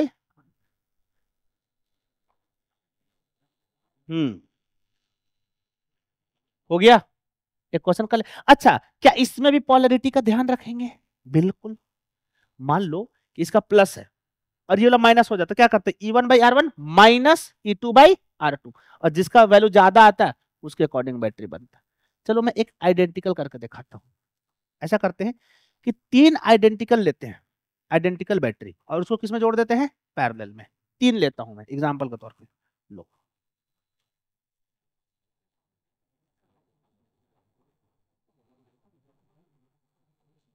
मान लियो E, ये हो जाएगा तुम्हारा E और इंटरनल रेजिस्टेंस हो गया R। ये भी जोड़ दिया मैं E और इंटरनल रेजिस्टेंस हो गया R। एक और जोड़ दिया मैं E और इंटरनल रेजिस्टेंस हो गया R। क्लियर है? मैं बोलता हूँ इनको जोड़ दो। जोड़ने के बाद क्या करना है कि तुमको बताना है कि एक सिंपल बैटरी बनेगा और एक सिंपल इंटरनल रेजिस्टेंस होगा। तो बताओ ई इक्विवेलेंट कितना होगा और आर इक्विवेलेंट। ठीक है, सबसे पहले निकालते हैं आर इक्विवेलेंट। सब ई है, ये देखो ई है। बता ई इक्विवेलेंट कैसे निकालेंगे? E1/R। E1 कितना है? E divide by R. अच्छा पोलैरिटी सबका सेम है, हाँ। E/R plus E/R divide by 1/R plus 1/R plus 1/R। तो ये E/R कितना देगा? 3E बाई आर, और ये हो जाएगा 3/r, सब कट जाएगा, सिंपली क्या बचेगा, ई। समझ में आया ये बात कि तुमने 10 ऐसे बैटरी लाया, 1 वोल्ट का सब है, सब कितने वोल्ट का है, 1 वोल्ट का, सबको पैरेलल में जोड़ दिया, इक्विवेलेंट भी कितना रहेगा, 1। बोलो ये कैसे हो सकता है, तो ये बढ़ेगा क्या, पावर बढ़ जाएगा। समझ में अब तुम पावर का लेक्चर जाकर देखना, तब समझ में आएगा पावर कैसे बढ़। अच्छा एक चीज चेंज और हो गया, चेंज क्या हो जाएगा, इंटरनल रेजिस्टेंस आर ही रहेगा क्या, कि बदलेगा, अरे इंटरनल रेजिस्टेंस बैटरी का, ई इक्विवेलेंट तो ई आया, और आर इक्विवेलेंट वो तो निकालो, वो कैसे निकालेंगे, 1/r equivalent equal to 1/r plus 1/r plus 1/r, मतलब 3/r, तो बताओ आर इक्विवेलेंट कितना हो जाएगा, r/3। अरे इसको फ्लिप पलट दो, तुमको 1/r इक्विवेलेंट चाहिए कि आर इक्विवेलेंट चाहिए, इसको पलटे तो इसको भी पलटेंगे ना, तो क्या हो जाएगा 3r/। समझ में आया, इज दिस वेरी टफ, आसान है। अगर मैं पोलैरिटी बदल दूं तो अलग हो जाएगा, चल एक बदल देता हूं, ठीक है।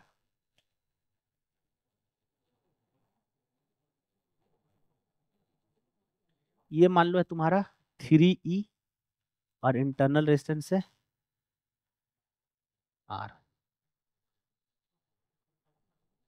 अरे क्या कर रहा हूँ मैं, बैटरी को रजिस्टर बना दिया, 3e 3। चलिए एक काम करते हैं, न्यूमेरिकल वैल्यू दे देता हूँ ना, 30 वोल्ट 3 ओम, हो गया, 10 वोल्ट, अभी रुक जाओ, 2 ओम, तुम याद दिला दी तो सेम कैसे करूंगा मैं, 15 वोल्ट 3 ओम।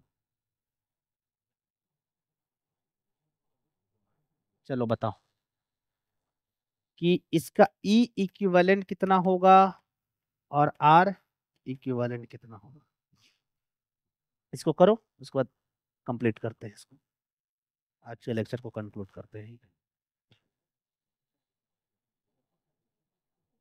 हाँ, प्लस माइनस का ध्यान रखना।